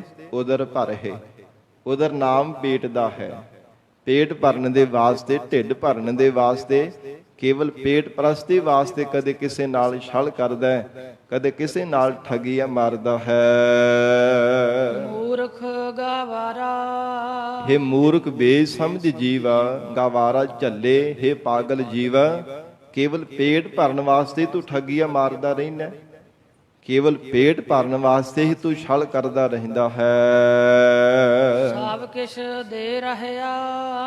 ਜੇ ਪਰਮਾਤਮਾ ਸਾਰਾ ਕੁਝ ਤੈਨੂੰ ਦੇਂਦਾ ਪਿਆ, ਪਰਾਰਬਧ ਅਨੁਸਾਰ ਸਾਰੀ ਸ੍ਰਿਸ਼ਟੀ ਨੂੰ ਦੇਂਦਾ ਪਿਆ ਹੈ, ਜਿਸ ਪਰਮਾਤਮਾ ਨੇ ਜੋ ਜਾਨ ਕੋ ਦੇਤ ਅਜਾਨ ਕੋ ਦੇਤ, ਜ਼ਮੀਨ ਕੋ ਦੇਤ ਜਮਾਨ ਕੋ ਦੈ ਹੈ, ਕਾਹੇ ਕੋ ਡੋਲਤ ਹੈ ਤੁਮਰੀ ਸੁਧ, ਸੁੰਦਰ ਸ੍ਰੀ ਪਦਮਾ ਪਤ ਲੈ ਹੈ। ਜੋ ਪਰਮਾਤਮਾ ਸਾਰੀ ਸ੍ਰਿਸ਼ਟੀ ਦੇ ਪੈਦਾ ਕੀਤੇ ਹੋਏ ਜੀਵ ਜੰਤੂਆਂ ਨੂੰ ਦਾਤਾਂ ਪ੍ਰਦਾਨ ਕਰਦਾ ਪਿਆ, ਤੂੰ ਫਿਰ ਕਾਹਦੇ ਵਾਸਤੇ ਡੋਲਦਾ? ਕਾਹੇ ਮਨ ਤੂੰ ਡੋਲਤਾ, ਹਰ ਮਨਸਾ ਪੂਰਨ ਹਾਰ। ਉਹ ਪਰਮੇਸ਼ਰ ਸਭ ਦੀਆਂ ਆਸਾਂ ਪੂਰੀਆਂ ਕਰਨ ਵਾਲਾ, ਤੇ ਫਿਰ ਪੇਟ ਭਰਨ ਵਾਸਤੇ ਤੂੰ ਪਾਪ ਕਰਮ ਕਰਦਾ, ਕੇਵਲ ਪੇਟ ਭਰਨ ਦੇ ਵਾਸਤੇ ਤੂੰ ਝੂਠ ਬੋਲਦਾ, ਠੱਗੀਆਂ ਮਾਰਦਾ, ਛਲ ਕਰਮ ਕਰਦਾ ਹੈ। ਤੇ ਗਰੀਬ ਨਵਾਜ ਮਹਾਰਾਜ ਜੀ ਦੇ ਮੁੱਖ ਵਾਕ ਹਨ ਗੁਰਬਾਣੀ ਅੰਦਰ, ਹੈ ਜੀਵ, ਜਿਨ੍ਹਾਂ ਦੇ ਕਰਕੇ ਤੂੰ ਪਾਪ ਕਰਮ ਕਰਦਾ ਹੈ, ਛਲ ਕਰਦਾ ਹੈ, ਠੱਗੀਆਂ ਮਾਰਦਾ ਹੈ, ਤਿਨਾਂ ਨੇ ਅੰਤ ਸਮੇਂ ਕਿਸੇ ਵੀ ਤੇਰੇ ਸਹਾਇਕ ਨਹੀਂ ਬਣਨਾ। ਤੇਰੇ ਤੋਂ ਕਰਮਾਂ ਦਾ ਹਿਸਾਬ ਕਿਤਾਬ ਲਿਆ ਜਾਵੇਗਾ। ਜਿਹੜੇ ਤੂੰ ਪਾਪ ਕਰਮ ਕਰਦਾ ਪਿਆ, ਝੂਠੀ ਕਮਾਈ ਕਰਦਾ ਹੈ। ਬਹੁ ਪਰਪੰਚ ਕਰ ਪਰ ਧਨ ਲਿਆਵੈ, ਸੁਤ ਦਾਰਾ ਪਹਿ ਆਨ ਲੁਟਾਵੈ। ਮਨ ਮੇਰੇ ਭੂਲੇ ਕਪਟ ਨਾ ਕੀਜੈ, ਅੰਤ ਨਬੇਰਾ ਤੇਰੇ ਜੀਉ ਪਹਿ ਲੀਜੈ। ਹੇ ਮਨਾ, ਤੇਰੇ ਤੋਂ ਫਿਰ ਕਰਮਾਂ ਦਾ ਹਿਸਾਬ ਲਿਆ ਜਾਣਾ। ਕਿਸ ਕਰਕੇ ਤੂੰ ਪਾਪ ਕਰਮ ਕਰਦਾ ਹੈ? ਪਰਮੇਸ਼ਰ ਅਕਾਲ ਪੁਰਖ ਵਾਹਿਗੁਰੂ ਜੀ ਤੇ ਭਰੋਸਾ ਰੱਖ। ਭਾਵੇਂ ਜ਼ਿੰਦਗੀ ਦੇ ਵਿੱਚ ਥੋੜੀ ਤੈਨੂੰ ਖਾਣ ਵਾਸਤੇ ਮਿਲਦੀ ਪਈ, ਪਰ ਪੇਟ ਭਰਨ ਵਾਸਤੇ ਤੇ ਮਿਲਦੀ ਪਈ ਹੈ ਨਾ। ਐਵੇਂ ਦੂਜਿਆਂ ਵੱਲ ਦੇਖ ਕਰਕੇ ਤੂੰ ਪਾਪ ਕਰਮ ਕਰਨੇ ਸ਼ੁਰੂ ਕਰ ਦਿੱਤੇ ਹੈ। ਕਦੇ ਠੱਗੀਆਂ ਮਾਰਦਾ, ਕਦੇ ਛਲ ਕਰਦਾ, ਝੂਠੀ ਕਮਾਈ ਕਰਦਾ ਹੈ। ਮਹਾਰਾਜ ਧੰਨ ਗੁਰੂ ਅਰਜਨ ਦੇਵ ਸਾਹਿਬ ਸੱਚੇ ਪਾਤਸ਼ਾਹ ਹਜੂਰ ਫਰਮਾਉਂਦੇ ਹਨ, ਸਭ ਕਿਛ ਦੇ ਰਹਿਆ। ਉਹ ਪ੍ਰਮਾਤਮਾ ਸਾਰਾ ਕੁਝ ਦੇਂਦਾ ਪਿਆ, ਜਾਂ ਫਿਰ ਸਾਰੀ ਸ੍ਰਿਸ਼ਟੀ ਦੇ ਜੀਵਾਂ ਨੂੰ ਪਰਾਰਬਧ ਅਨੁਸਾਰ ਦਾਤਾਂ ਦਿੰਦਾ ਹੈ। ਹਰ ਇੱਕ ਜੀਵ ਦੀ ਪ੍ਰਮਾਤਮਾ ਪਰਵਰਿਸ਼ ਕਰਦਾ ਪਿਆ ਹੈ। ਹਰ ਦੇਵਨ ਹਾਰਾ, ਕਿਉਂਕਿ ਸਭ ਨੂੰ ਦੇਣ ਵਾਲਾ ਤਾਂ ਇੱਕ ਪ੍ਰਮਾਤਮਾ ਹੀ ਹੈ ਨਾ। ਸਾਰੀ ਸ੍ਰਿਸ਼ਟੀ ਨੂੰ ਦਾਤਾਂ ਪ੍ਰਦਾਨ ਕਰਨ ਵਾਲਾ, ਜਾਚਕ ਅਨੇਕ ਸੋ ਏਕ ਦਿਵਈਆ। ਸਭ ਨੂੰ ਦਾਤਾਂ ਦੇਣ ਵਾਲਾ, ਕਰਮਾਂ ਅਨੁਸਾਰ ਇੱਕੋ ਹੀ ਪ੍ਰਮਾਤਮਾ ਹੈ, ਜੋ ਸਭਨਾਂ ਜੀਵਾਂ ਦਾ ਸ਼੍ਰੋਮਣੀ ਦਾਤਾ ਹੈ। ਸਭਨਾਂ ਜੀਆ ਕਾ ਇੱਕ ਦਾਤਾ, ਸੋ ਮੈਂ ਵਿਸਰ ਨਾ ਜਾਈ। ਉਹ ਪ੍ਰਮਾਤਮਾ ਨੂੰ ਕਾਹਦੇ ਵਾਸਤੇ ਵਿਸਾਰਨਾ ਹੈ? ਜੋ ਸਭ ਨੂੰ ਦਾਤਾਂ ਪ੍ਰਦਾਨ ਕਰਦਾ ਪਿਆ। ਤੇ ਜੇ ਸਭ ਨੂੰ ਦੇਂਦਾ ਤੇ ਇਹ ਜੀਵ ਤੇਰਾ ਫਿਕਰ ਨਹੀਂ ਪ੍ਰਮਾਤਮਾ ਨੂੰ? ਕਿੰਨਾ ਫਿਕਰ ਹੈ। 84 ਲੱਖ ਜੋਨ ਉਪਾਈ, ਰਿਜਕ ਦੀਆ ਸਭ ਹੋ ਕਉ ਤਦ ਕਾ। ਸੇਵਕ ਕੈ ਭਰਪੂਰ ਜੁਗ ਜੁਗ, ਵਾਹਿਗੁਰੂ ਤੇਰਾ ਸਭ ਸਦਕਾ। ਹੇ ਵਾਹਿਗੁਰੂ, ਹੇ ਅਕਾਲ ਪੁਰਖ ਪਰਮਾਤਮਾ ਜੀ, ਸਾਰੀ ਸ੍ਰਿਸ਼ਟੀ ਤੁਹਾਡੇ ਆਸਰੇ ਹੈ। ਮਹਾਰਾਜ ਤਦੋਂ ਤੋਂ ਆਪਨੇ ਸੰਸਾਰ ਭਰ ਦੇ तमाम ਜੀਵਾਂ ਨੂੰ ਇਹ ਆਹਾਰ ਦਿੱਤਾ ਹੈ, ਖਾਣ ਪਹਿਨਣ ਵਾਸਤੇ ਦਾਤਾਂ ਬਖਸ਼ੀਆਂ ਨੇ। ਕਿੰਨਾ ਫਿਕਰ ਹੈ ਪਰਮੇਸ਼ਰ ਨੂੰ ਸਾਧ ਸੰਗਤ ਜੀ। ਜੀਵ ਦਾ ਜਨਮ ਬਾਅਦ ਵਿੱਚ ਹੁੰਦਾ ਹੈ, ਪਰ ਮਾਤਾ ਦੇ ਅਸਤਨਾਂ ਵਿੱਚ ਦੁੱਧ ਪਹਿਲਾਂ ਪਰਮੇਸ਼ਰ ਪੈਦਾ ਕਰ ਦਿੰਦਾ ਹੈ। ਕਿੰਨਾ ਫਿਕਰ ਹੈ। ਪਤਾ ਹੈ ਕਿ ਅਜੇ ਮੁਖ ਦੇ ਵਿੱਚ ਦੰਦ ਵੀ ਨਹੀਂ ਆਏ, ਜਨਮ ਹੋਇਆ, ਜੀਵ ਦਾ ਜਨਮ ਹੋਵੇਗਾ ਤੇ ਛਕਣ ਦੇ ਵਾਸਤੇ ਕੇਵਲ ਦੁੱਧ ਤੱਕ ਹੀ ਸੀਮਤ ਹੈ। ਛੋਟਾ ਜਿਹਾ ਬੱਚਾ ਬਾਲਕ ਹੈ, ਕੇਵਲ ਦੁੱਧ ਹੀ ਪੀ ਸਕਦਾ ਹੈ ਨਾ। ਜਨਮ ਲੈਂਦੇ ਸਾਰ ਤਾਂ ਕੋਈ ਹੋਰ ਕਰੜੇ ਸਕਦੇ ਪਦਾਰਥ ਤਾਂ ਕੋਈ ਛਕ ਨਹੀਂ ਨਾ ਸਕਦਾ, ਕੇਵਲ ਦੁੱਧ ਤੱਕ ਹੀ ਸੀਮਤ ਹੁੰਦਾ ਹੈ। ਤੇ ਪ੍ਰਮਾਤਮਾ ਕਿੰਨਾ ਫਿਕਰਮੰਦ ਹੈ, ਪਹਿਲਾਂ ਦੁੱਧ ਪੈਦਾ ਕਰ ਦਿੰਦਾ ਹੈ। ਇਸ ਕਰਕੇ ਹਜੂਰ ਨੇ ਉਚਾਰਨ ਕੀਤਾ ਹੈ, ਹੇ ਜੀਵ, ਸਭ ਨੂੰ ਦਾਤਾਂ ਦੇਣ ਵਾਲਾ ਇੱਕ ਪਰਮੇਸ਼ਰ ਹੈ। ਪ੍ਰਮਾਤਮਾ ਦੇ ਭਰੋਸਾ ਰੱਖ, ਅਕਾਲ ਪੁਰਖ ਵਾਹਿਗੁਰੂ ਤੇ ਵਿਸ਼ਵਾਸ ਰੱਖਣਾ ਕਰ। ਉਹ ਤਾਂ ਪੱਥਰਾਂ ਦੇ ਵਿੱਚ ਵੀ ਜੀਵਾਂ ਨੂੰ ਪੈਦਾ ਕਰਕੇ ਦਾਤਾਂ ਦੇ ਜਾਂਦਾ ਪਿਆ। ਕਦੇ ਵੀ ਕਿਸੇ ਨੂੰ ਪੈਦਾ ਕਰਕੇ ਭੁੱਖਾ ਨਹੀਂ ਮਾਰਦਾ। ਪਰਮੇਸ਼ਰ ਕਿਸੇ ਨਾ ਕਿਸੇ ਬਹਾਨੇ ਦੇ ਹੀ ਜਾਂਦਾ ਪਿਆ ਹੈ। ਦਾਤਾਰ ਸਦਾ ਦਇਆਲ ਸੁਆਮੀ, ਐਸਾ ਉਹ ਦਾਤਾਂ ਦੇਣ ਵਾਲਾ ਦਾਤਾਰ ਮਾਲਕ ਹੈ। ਸਦਾ ਹੀ ਮਹਾਰਾਜ ਕਹਿੰਦੇ ਸਾਰੀ ਸ੍ਰਿਸ਼ਟੀ ਨੂੰ ਦਾਤਾਂ ਪ੍ਰਦਾਨ ਕਰਦਾ ਤੇ ਸਦਾ ਹੀ ਦਇਆਲੂ ਹੈ, ਦਇਆ ਦਾ ਘਰ ਹੈ। ਕਿਸੇ ਦੇ ਪਾਪ ਕਰਮ ਦੇਖ ਕਰਕੇ ਵੀ ਪ੍ਰਮਾਤਮਾ ਦਾਤਾਂ ਦੇਣ ਨੂੰ ਗੁਰੇਜ਼ ਨਹੀਂ ਕਰਦਾ। ਅਕਿਰਤ ਘਣਤਾ ਦੇਖ ਕਰਕੇ ਵੀ ਪ੍ਰਮਾਤਮਾ ਦਾਤਾਂ ਦੇ ਹੀ ਜਾਂਦਾ ਹੈ, ਦੇ ਹੀ ਜਾਂਦਾ ਹੈ। ਅਕਿਰਤ ਘਣਾ ਨੂੰ ਪਾਲਦਾ, ਪ੍ਰਭ ਨਾਨਕ ਸਦ ਬਖਸ਼ਿੰਦ। ਐਸਾ ਬਖਸ਼ਣਹਾਰ ਉਹ ਸ਼੍ਰੋਮਣੀ ਦਾਤਾ ਹੈ। ਕਿਉਂਕਿ ਕਿਸੇ ਦਾ ਦੋਸ਼ ਦੇ ਲਈਏ ਤੇ ਸਾਧ ਸੰਗਤ ਜੀ ਉਹਦੇ ਤੋਂ ਮੁਖ ਮੋੜ ਲਿਆ ਜਾਂਦਾ ਹੈ ਕਿ ਇਸ ਬੰਦੇ ਦੇ ਅੰਦਰ ਇੰਨੇ ਔਗਣ ਹਨ, ਇੰਨਾ ਵੱਡਾ ਔਗਣਹਾਰਾ ਹੈ, ਇਹ ਦੋਸ਼ੀ ਹੈ, ਗੁਨਹਗਾਰ ਹੈ, ਪਾਪੀ ਹੈ, ਅਪਰਾਧੀ ਹੈ। ਉਹ ਦੇਖ ਕਰਕੇ ਇਹ ਸੰਸਾਰ ਦੀ ਰੀਤੀ ਹੈ ਕਿ ਮੁਖ ਮੋੜ ਲਿਆ ਜਾਂਦਾ ਕਿ ਇਹਨੂੰ ਮੂੰਹ ਨਹੀਂ ਲਾਉਣਾ। ਦੇਖੋ ਕਿੰਨਾ ਸ਼੍ਰੋਮਣੀ ਤੇ ਵੱਡਾ ਉਹ ਪ੍ਰਮਾਤਮਾ ਬਖਸ਼ਣਹਾਰ ਹੈ। ਕਿੰਨੇ ਵੱਡੇ ਸੇ ਅਕਿਰਤ ਕਣਹਾ। ਪ੍ਰਮਾਤਮਾ ਦਾ ਕਦੇ ਸ਼ੁਕਰਾਨਾ ਵੀ ਭਾਵੇਂ ਅਸੀਂ ਨਹੀਂ ਕਰਦੇ ਤੇ ਸਾਧ ਸੰਗਤ ਜੀ ਸਾਨੂੰ ਫੇਰ ਵੀ ਉਹ ਦਾਤਾਂ ਦੇ ਹੀ ਜਾ ਰਿਹਾ, ਦੇ ਹੀ ਜਾ ਰਿਹਾ ਹੈ। ਪਤਾ ਨਹੀਂ ਕਿੰਨੀਆਂ ਕੁ ਅਣਗਿਣਤੀ ਦਾਤਾਂ ਪਰਮੇਸ਼ਰ ਨੇ ਪਹਿਲਾਂ ਦਿੱਤੀਆਂ, ਹੁਣ ਵੀ ਦੇ ਰਿਹਾ ਹੈ, ਆਉਣ ਵਾਲੇ ਸਮੇਂ ਵਿੱਚ ਵੀ ਦੇਂਦਾ ਰਹੇਗਾ। ਮਹਾਰਾਜ ਕਹਿੰਦੇ ਹੋ ਪ੍ਰਮਾਤਮਾ ਜੈਸਾ ਕੋਈ ਸ਼੍ਰੋਮਣੀ ਦਾਤਾ ਹੋ ਹੀ ਨਹੀਂ ਸਕਦਾ। ਭਾਈ ਗੁਰਦਾਸ ਸਾਹਿਬ ਜੀ ਦਾ ਬੜਾ ਪਿਆਰਾ ਬਚਨ ਹੈ ਕਹਿੰਦੇ ਕਿ ਕੋਈ ਮਨੁੱਖ ਚੰਗੇ ਕਰਮ ਕਰਦਾ ਹੈ ਤੇ ਹਰ ਕੋਈ ਉਹਨੂੰ ਸੰਸਾਰ ਦੇ ਅੰਦਰ ਆਪਣੇ ਕੋਲ ਬਿਠਾਉਂਦਾ ਹੈ। ਕੋਈ ਪਾਪ ਕਰਮ ਕਰਦੇ ਵੀ ਤੇ ਕਹਿੰਦੇ ਕਿ ਐਵੇਂ ਸਾਨੂੰ ਵੀ ਦਾਗ ਲਵਾਵੇਂਗਾ, ਚਲਾ ਜਾ, ਮੂੰਹ ਨਹੀਂ ਲਾਉਂਦਾ ਕੋਈ। ਗੁਣ ਕੀਏ ਸਭ ਕੋ ਕਰੈ ਔਗਣ ਨਿਧਾਨ, ਕਹਿੰਦੇ ਹਨ ਕਿ ਜਿਹੜਾ ਕੋਈ ਔਗਣ ਹਾਰਾ ਹੁੰਦਾ ਹੈ, ਪਾਪ ਕਰਮ ਕਰਦਾ ਹੈ, ਉਹਦੇ ਤੋਂ ਫਿਰ ਹਰ ਕੋਈ ਮੁਖ ਮੋੜ ਲੈਣਾ ਕਰਦਾ। ਔਗਣ ਕੀਏ ਗੁਣ ਤੋਹੀ ਬਨ ਆਇਓ ਹੈ, ਗੁਣ ਕਰੈ ਗੁਣ ਸਭ ਕੋ ਕਰੈ ਕਿਰਪਾ ਨਿਧਾਨ, ਔਗਣ ਕੀਏ ਗੁਣ ਤੋਹੀ ਬਨ ਆਇਓ ਹੈ। ਮਹਾਰਾਜ ਜੇ ਕੋਈ ਔਗਣ ਕਰਦਾ ਨਾ, ਕਿਸੇ ਨੂੰ ਭੁੱਲ ਹੋ ਵੀ ਜਾਂਦੀ ਹੈ, ਕਿਉਂਕਿ ਕਲਯੁਗੀ ਜੀਵ ਹਾਂ, ਬਾਰ-ਬਾਰ ਭੁੱਲਾਂ ਕਰਦੇ ਹਾਂ। ਔਗਣ ਹਾਰਿਆਂ ਦਾ ਵੀ ਮਹਾਰਾਜ ਤੁਹਾਡੇ ਨਾਲ ਹੀ ਬਣ ਆਉਂਦੀ ਹੈ। ਸੰਸਾਰ ਦੇ ਲੋਕ ਤਾਂ ਮੁਖ ਫੇਰ ਲੈਂਦੇ ਹਨ। ਇਸ ਲਈ ਗਰੀਬ ਨਵਾਜ ਸਤਿਗੁਰੂ ਜੀ ਨੇ ਉਚਾਰਨ ਕੀਤਾ, ਐਸਾ ਉਦਇਆ ਦਾ ਕਾਰ ਦਾ ਤਾਰ, ਸਭ ਦਾ ਮਾਲਕ ਪਰਮੇਸ਼ਰ ਹੈ। ਕਾਏ ਮਨ ਹੋ ਵਿਸਾਰੀਐ, ਜੇ ਸਭ ਜੀਵਾਂ ਨੂੰ ਦਾਤਾਂ ਦੇਣ ਵਾਲਾ ਪਰਮੇਸ਼ਰ ਹੀ ਹੈ, ਫਿਰ ਕਾਏ ਮਨ ਹੋ ਵਿਸਾਰੀ ਹੈ, ਕਿਸ ਵਾਸਤੇ ਮਨ ਵਿੱਚੋਂ ਹਿਰਦਿਓਂ ਪਰਮੇਸ਼ਰ ਨੂੰ ਵਿਸਾਰਨਾ ਹੈ। ਸੋ ਕਿਉ ਬਿਸਰੈ ਜੇ ਘਾਲ ਨਾ ਭਾਨੈ, ਸੋ ਕਿਉ ਬਿਸਰੈ ਜੇ ਕੀਆ ਜਾਣੈ, ਸੋ ਕਿਉ ਬਿਸਰੈ ਜਿਨ ਸਭ ਕਿਛ ਦੀਆ। ਉਹ ਸਾਰੀਆਂ ਦਾਤਾਂ ਤਾਂ ਪਰਮੇਸ਼ਰ ਨੇ ਦਿੱਤੀਆਂ, ਕਾਦੇ ਵਾਸਤੇ ਮਨਾ ਤੂੰ ਪਰਮੇਸ਼ਰ ਨੂੰ ਵਿਸਾਰੀ ਬੈਠਾ ਹੈ? ਕਾਦੇ ਵਾਸਤੇ ਰੱਬ ਨੂੰ ਭੁਲਾ ਕੇ ਸੰਸਾਰ ਦੇ ਅੰਦਰ ਚਿਤ ਬਿਰਤੀ ਨੂੰ ਜੋੜ ਕਰਕੇ ਬੈਠਾ ਹੈ? ਪਰਮਾਤਮਾ ਦਾ ਸਿਮਰਨ ਕਰਿਆ ਕਰ, ਹਰ ਸਮੇਂ ਰੱਬ ਦਾ ਸ਼ੁਕਰ ਕਰਿਆ ਕਰ, ਪਰਮਾਤਮਾ ਦਾ ਧੰਨਵਾਦ ਕਰਿਆ ਕਰ, ਜਿਸ ਪਰਮੇਸ਼ਰ ਨੇ ਕਿੰਨੀ ਤੈਨੂੰ ਸੁੰਦਰ ਨਰ ਨਾਰਾਇਣੀ ਬਖਸ਼ੀ ਹੋਈ ਹੈ। ਪਰਮਾਤਮਾ ਨੇ ਦਰੁਸਤ ਤੈਨੂੰ ਸਰੀਰ ਦਿੱਤਾ, ਹੱਥ ਪੈਰ ਕੰਮ ਕਰਦੇ ਐ, ਪਰਮਾਤਮਾ ਦਾ ਸ਼ੁਕਰਾਨਾ ਤਾਂ ਕਰਿਆ ਕਰ। ਫਿਰ ਖਾਣ ਪਹਿਨਣ ਵਾਸਤੇ ਕਿੰਨੀਆਂ ਕਿੰਨੀਆਂ ਦਾਤਾਂ ਦਿੱਤੀਆਂ, ਸਹਾਇਕ ਵਾਸਤੇ ਪਰਮੇਸ਼ਰ ਨੇ ਪਰਿਵਾਰ ਦਿੱਤਾ, ਧੀਆਂ ਪੁੱਤਰ ਦਿੱਤੇ ਐ, ਤੂੰ ਰੱਬ ਦਾ ਸ਼ੁਕਰਾਨਾ ਕਰਿਆ ਕਰ। ਐਵੇਂ ਦੂਜਿਆਂ ਦੇ ਬਹੁਤੇ ਸੁੱਖ ਦੇਖ ਕਰਕੇ ਭੁੱਬਾਂ ਮਾਰ ਮਾਰ ਕਰਕੇ ਰੋਂਦਾ ਨਾ ਰਿਹਾ ਕਰ। ਗਰੀਬ ਨਵਾਜ ਧੰਨ ਗੁਰੂ ਅਰਜਨ ਦੇਵ ਸਾਹਿਬ ਸੱਚੇ ਪਾਤਸ਼ਾਹ ਹਜੂਰ ਕਹਿੰਦੇ, ਕਾਏ ਮਨ ਹੋ ਵਿਸਾਰੀ ਹੈ। ਉਸ ਪਰਮਾਤਮਾ ਨੂੰ ਕਾਹਦੇ ਵਾਸਤੇ ਮਨੋਂ ਵਿਸਾਰਨਾ ਹੈ? ਜਿਸ ਵਾਹਿਗੁਰੂ ਨੇ ਬੇਅੰਤ ਹੈ ਜੀਵ ਤੈਨੂੰ ਸੁਖ ਬਖਸ਼ੇ ਹਨ।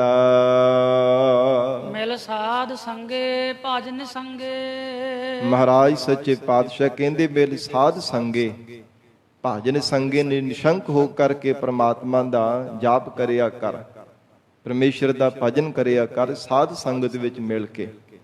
ਪਰ ਸਾਡਾ ਸੁਭਾਅ ਹੈ ਸਤ ਸੰਗਤ ਵਿੱਚ ਮਿਲ ਕੇ ਬੈਠਣ ਤੋਂ ਮਨ ਬੜਾ ਸਾਡਾ ਗੁਰੇਜ਼ ਕਰਦਾ, ਬਾਰ-ਬਾਰ ਅਵੇਸਲੇ ਹੋ ਕਰਕੇ ਰਹਿੰਦੇ ਹਾਂ। ਭੱਜਣ ਦਾ ਹੀ ਯਤਨ ਕਰੀਦਾ ਕਿ ਨਾ ਹੀ ਸਾਧ ਸੰਗਤ ਵਿੱਚ ਬੈਠਣਾ ਪਵੇ। ਪਰ ਮਹਾਰਾਜ ਕਹਿੰਦੇ, ਮਿਲ ਸਾਧ ਸੰਗੇ ਭਜਨ ਸੰਗੇ, ਨਿਸੰਕੇ ਹੈ ਜੀਵ ਸ਼ੰਕਿਆ ਤੂੰ ਰਹਿਤ ਹੋ ਕਰਕੇ। ਨਿਰਸ਼ੰਕ ਹੋ ਕੇ ਪ੍ਰਮਾਤਮਾ ਦਾ ਭਜਨ ਕਰ, ਮਹਾਰਾਜ ਦੀ ਪਿਆਰੀ ਸਾਧ ਸੰਗਤ ਵਿੱਚ ਮਿਲ ਕਰਕੇ। ਕੁਲ ਸਮੂਹਾ ਤਾਰੀਐ, ਮਹਾਰਾਜ ਜੀ ਦਾ ਫਲ ਕੀ ਮੈਨੂੰ ਪ੍ਰਾਪਤ ਹੋਵੇਗਾ? ਸਤਿਗੁਰੂ ਅਰਜਨ ਦੇਵ ਸਾਹਿਬ ਕਹਿੰਦੇ, ਸਾਰੀਆਂ ਕੁਲਾਂ ਨੂੰ ਉਧਾਰ ਕਰ ਲਵੇਂਗਾ ਜੇ ਸਾਧ ਸੰਗਤ ਵਿੱਚ ਮਿਲ ਕੇ ਪਰਮਾਤਮਾ ਦਾ ਭਜਨ ਕਰੇਗਾ।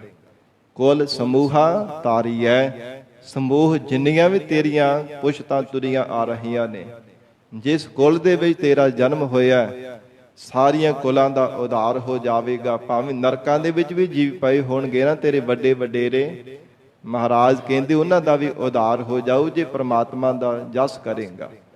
ਸਾਧ ਸੰਗਤ ਵਿੱਚ ਮਿਲ ਕੇ ਪਰਮੇਸ਼ਰ ਦੇ ਭਜਨ ਕਰਨ ਦਾ ਕਿੰਨਾ ਵੱਡਾ ਮਹਾਤਮ ਹੈ, ਕਿੰਨੀ ਇਹ ਵੱਡੀ ਦਾਤ ਹੈ। ਸਿੱਧ ਸਾਧਕ ਦੇਵ ਮਨ ਜਨ, ਜੇ ਸਾਧ ਸੰਗਤ ਜੀ ਸਿੱਧ ਹਨ, ਸਾਧਕ ਸਾਧਨਾ ਕਰਨ ਵਾਲੇ ਐ, ਮਨ ਜਨ ਪਰਮੇਸ਼ਰ ਦੇ ਦਾਸ ਤੇ ਫਿਰ ਮੁਨੀ ਹਨ ਜਿਹੜੇ, ਜਿਵੇਂ ਵਸ਼ਿਸ਼ਟ ਮੁਨੀ ਹੈ, ਨਾਰਦ ਮੁਨੀ ਹੈ, ਇਉਂ ਮੁਨੀ ਹਨ, ਫਿਰ ਇਸੇ ਪ੍ਰਕਾਰ ਪਰਮੇਸ਼ਰ ਦੇ ਦਾਸ ਹਨ। ਭਗਤ ਨਾਮ ਆਧਾਰਾ, ਤੇ ਪ੍ਰਮਾਤਮਾ ਦੇ ਪਿਆਰੇ ਭਗਤ ਹਨ। ਇਹਨਾਂ ਸਭ ਨੂੰ ਮਹਾਰਾਜ ਕਹਿੰਦੇ ਪਰਮੇਸ਼ਰ ਦੇ ਨਾਮ ਦਾ ਹੀ ਆਸਰਾ ਹੈ।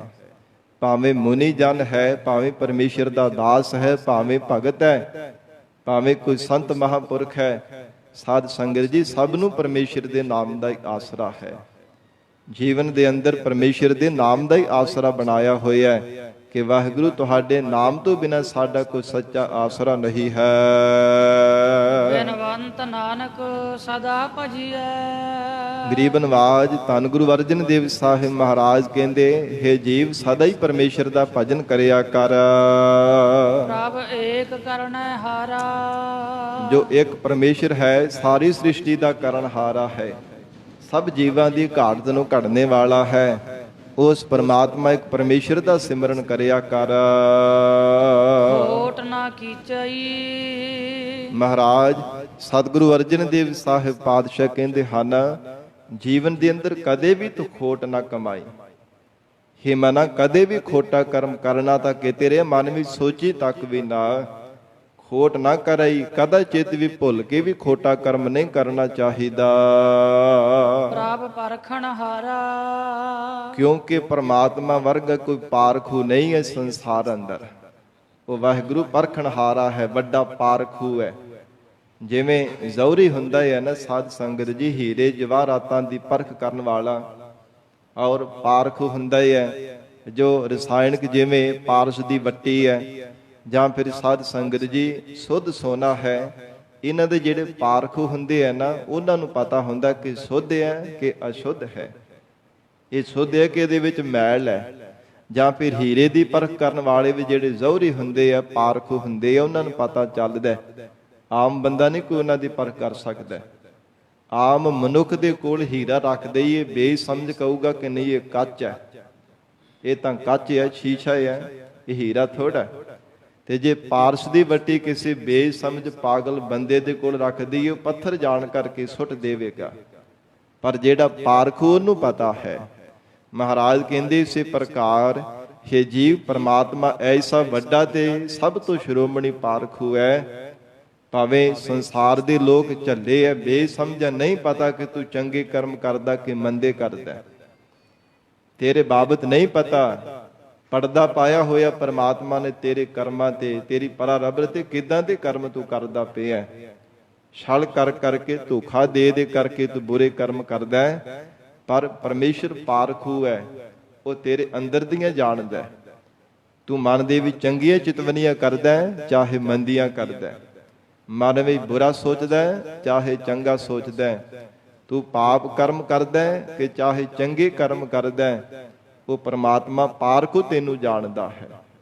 ਇਸ ਲਈ ਹਜੂਰ ਨੇ ਉਚਾਰਨ ਕੀਤਾ, ਫਿਰ ਇਹੀ ਪੰਕਤੀ ਪੜੋ ਜੀ। ਖੋਟ ਨਾ ਕੀਚਈ। हे ਜੀਵ, ਭੁੱਲ ਕਰਕੇ ਵੀ ਕਦੇ ਖੋਟਾ ਕਰਮ ਨਾ ਕਰੇ, ਕਦੇ ਵੀ ਪਾਪ ਕਰਮ ਨਾ ਕਰੇ। ਪ੍ਰਭ ਪਰਖਣ ਹਾਰਾ। ਕਿਉਂਕਿ ਪਰਮਾਤਮਾ ਪਰਖਣਹਾਰਾ ਹੈ।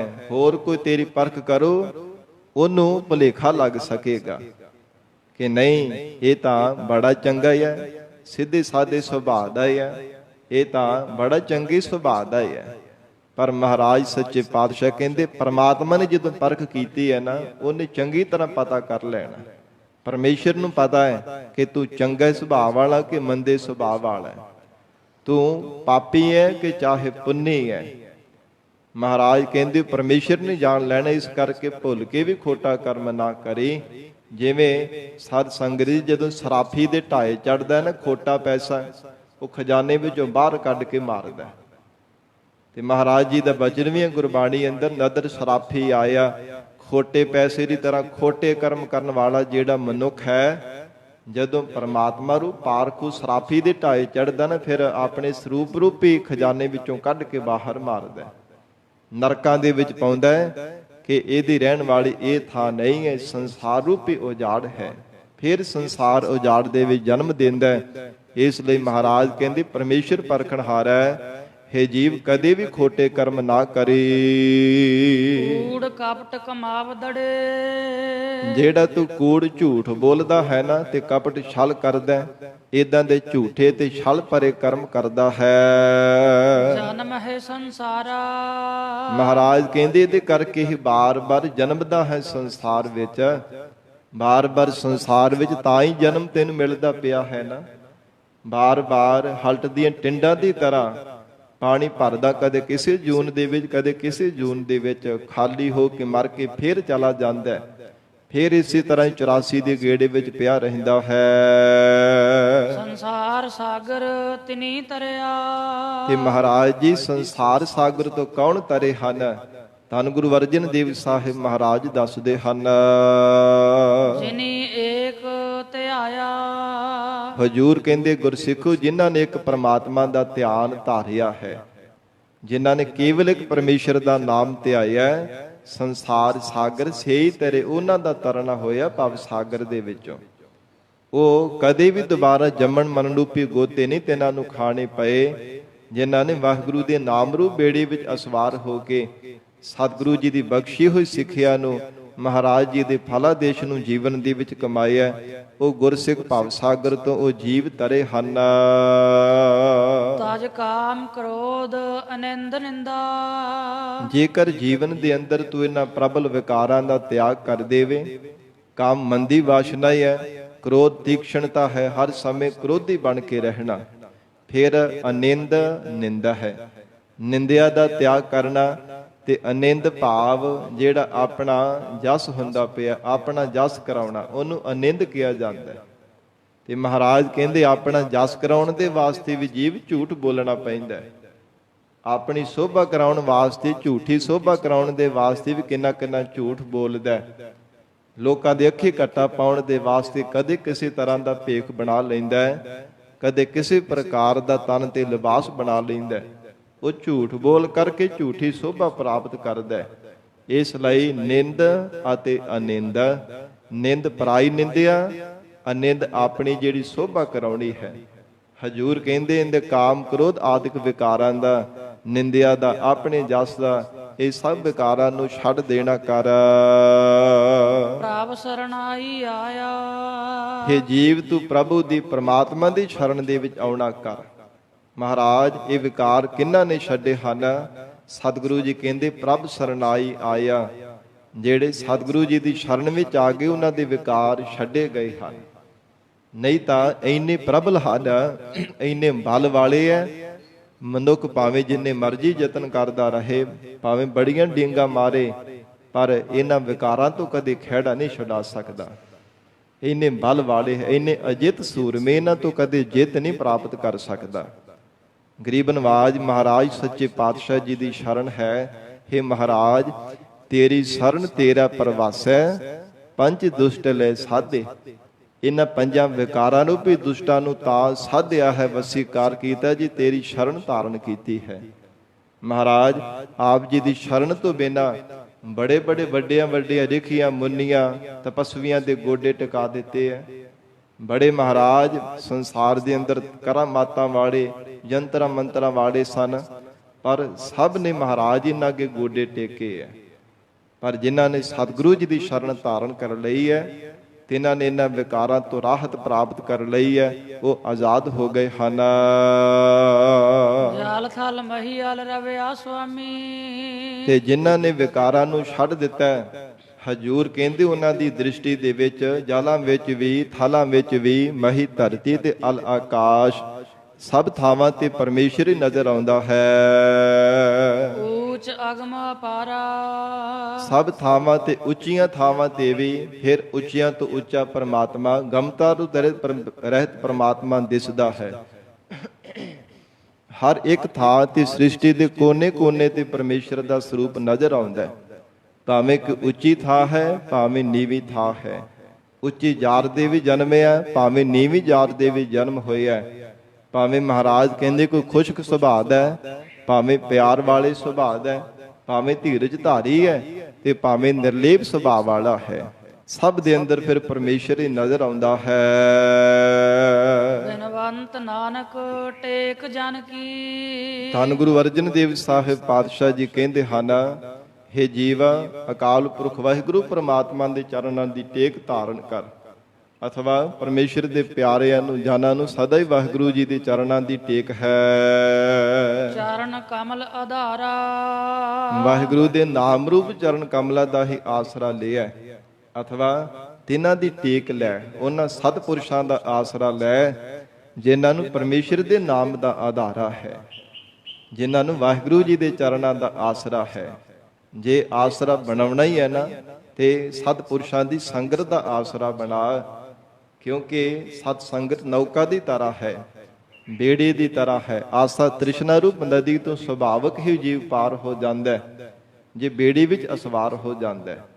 ਤੇ ਮਹਾਰਾਜ ਕਹਿੰਦੇ ਇਸ ਲਈ ਸਤਿਪੁਰਸ਼ਾਂ ਦੀ ਸੰਗਤ ਦਾ ਆਸਰਾ ਬਣਾ, ਜਿਨ੍ਹਾਂ ਨੂੰ ਕੇਵਲ ਪਰਮੇਸ਼ਰ ਦੇ ਨਾਮ ਦੀ ਟੇਕ ਹੈ।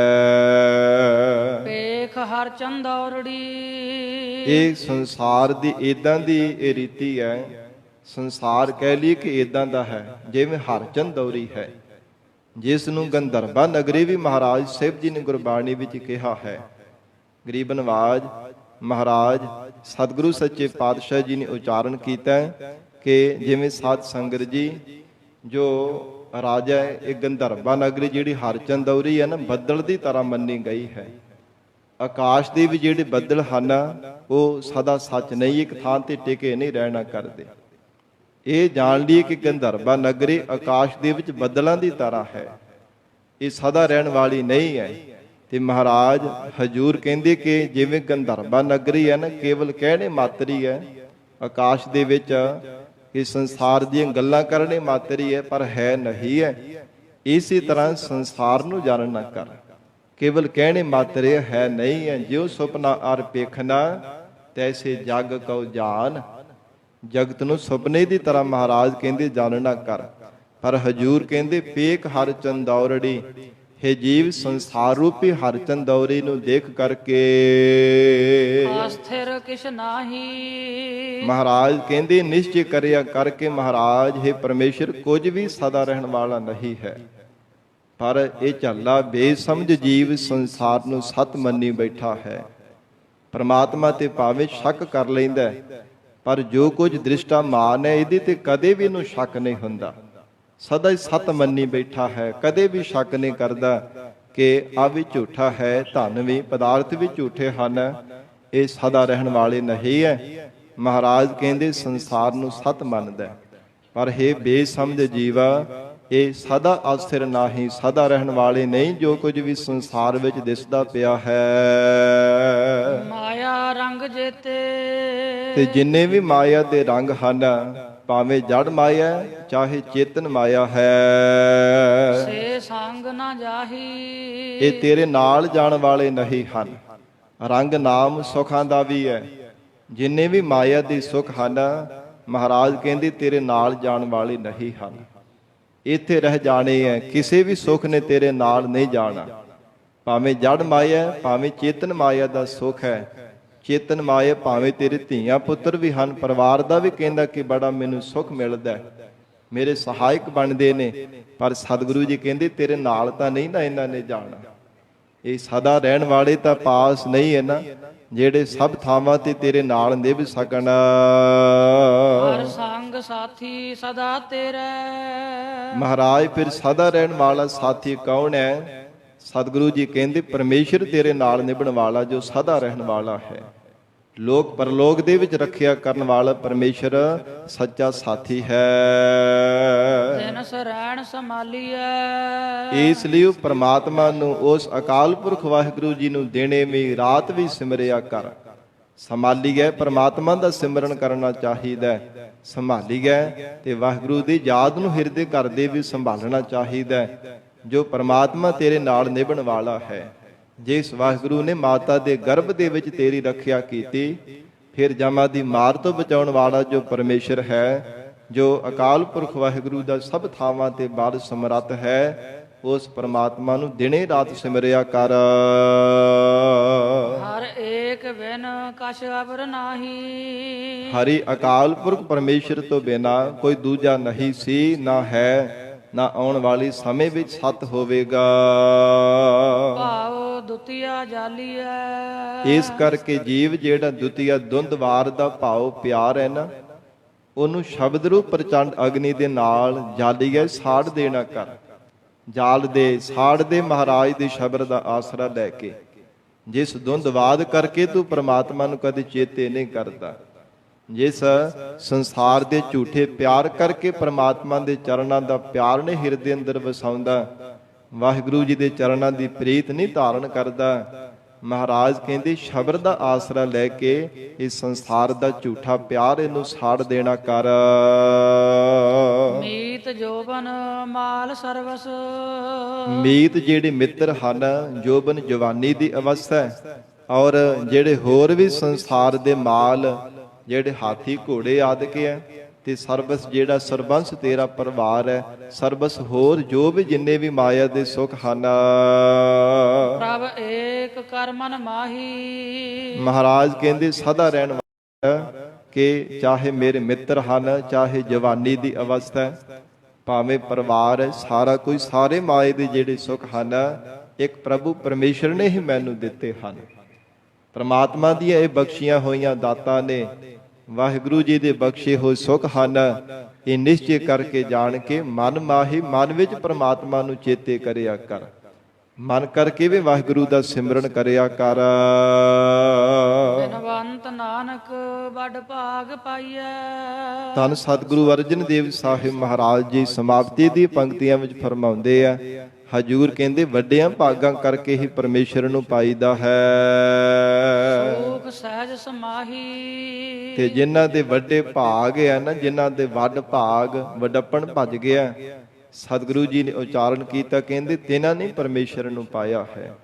ਸੂਖ ਸਹਿਜ ਸਮਾਹੀ, ਸੁਖ ਸਰੂਪ ਤੇ ਸਹਿਜ ਅਡੋਲ ਪਰਮਾਤਮਾ ਦੇ ਸਰੂਪ ਦੇ ਵਿੱਚ ਸਮਾਵਣਾ ਹੋ ਗਿਆ। ਹਿਰਦੇ ਦਾ ਸੁਖ, ਆਤਮਿਕ ਸੁਖ ਤੇ ਸਹਿਜ ਹਿਰਦੇ ਅੰਦਰ ਸ਼ਾਂਤੀ, ਹਿਰਦੇ ਅੰਦਰ ਗਿਆਨ ਦਾ ਪ੍ਰਕਾਸ਼, ਤਿੰਨਾਂ ਨੂੰ ਮਹਾਰਾਜ ਕਹਿੰਦੇ ਪ੍ਰਾਪਤ ਹੋਇਆ। ਸ਼ਾਂਤੀ ਤੇ ਗਿਆਨ ਉਹਨਾਂ ਦੇ ਹਿਰਦੇ ਵਿੱਚ ਸਮਾਇਆ ਹੈ।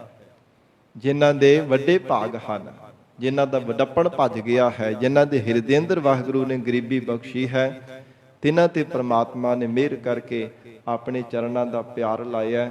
ਸ਼ੁਭ ਗੁਣਾਂ ਦੀ ਦਾਤ ਵਾਹਿਗੁਰੂ ਨੇ ਤਿਨਾਂ ਨੂੰ ਬਖਸ਼ੀ ਹੈ। ਸਤਿਗੁਰੂ ਜੀ ਮਿਹਰ ਕਰਨ, ਪਾਵਨ ਉਪਦੇਸ਼ ਸਾਡੇ ਹਿਰਦਿਆਂ ਵਿੱਚ ਵਸ ਜਾਵੇ। ਗੁਰੂ ਬਚਨਾਂ ਦੀ ਕਮਾਈ ਕਰਕੇ ਜੀਵਨ ਸਫਲਾ ਬਣਾ ਸਕੀਏ।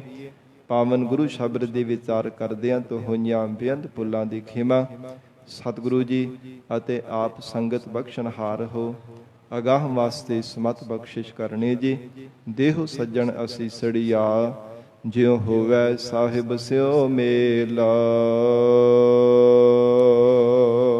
ਮੀਤ ਜੋਬਨ ਮਾਲ ਸਰਵਸ। ਪ੍ਰਭ ਏਕ ਕਰਮਨ ਮਾਹੀ। ਬਿਨਵੰਤ ਨਾਨਕ ਵੱਡ ਭਾਗ ਪਾਈਐ। ਸੁਖ ਸਹਿਜ ਸਮਾਹੀ। ਵਾਹਿਗੁਰੂ ਜੀ ਕਾ ਖਾਲਸਾ, ਵਾਹਿਗੁਰੂ ਜੀ ਕੀ ਫਤਿਹ।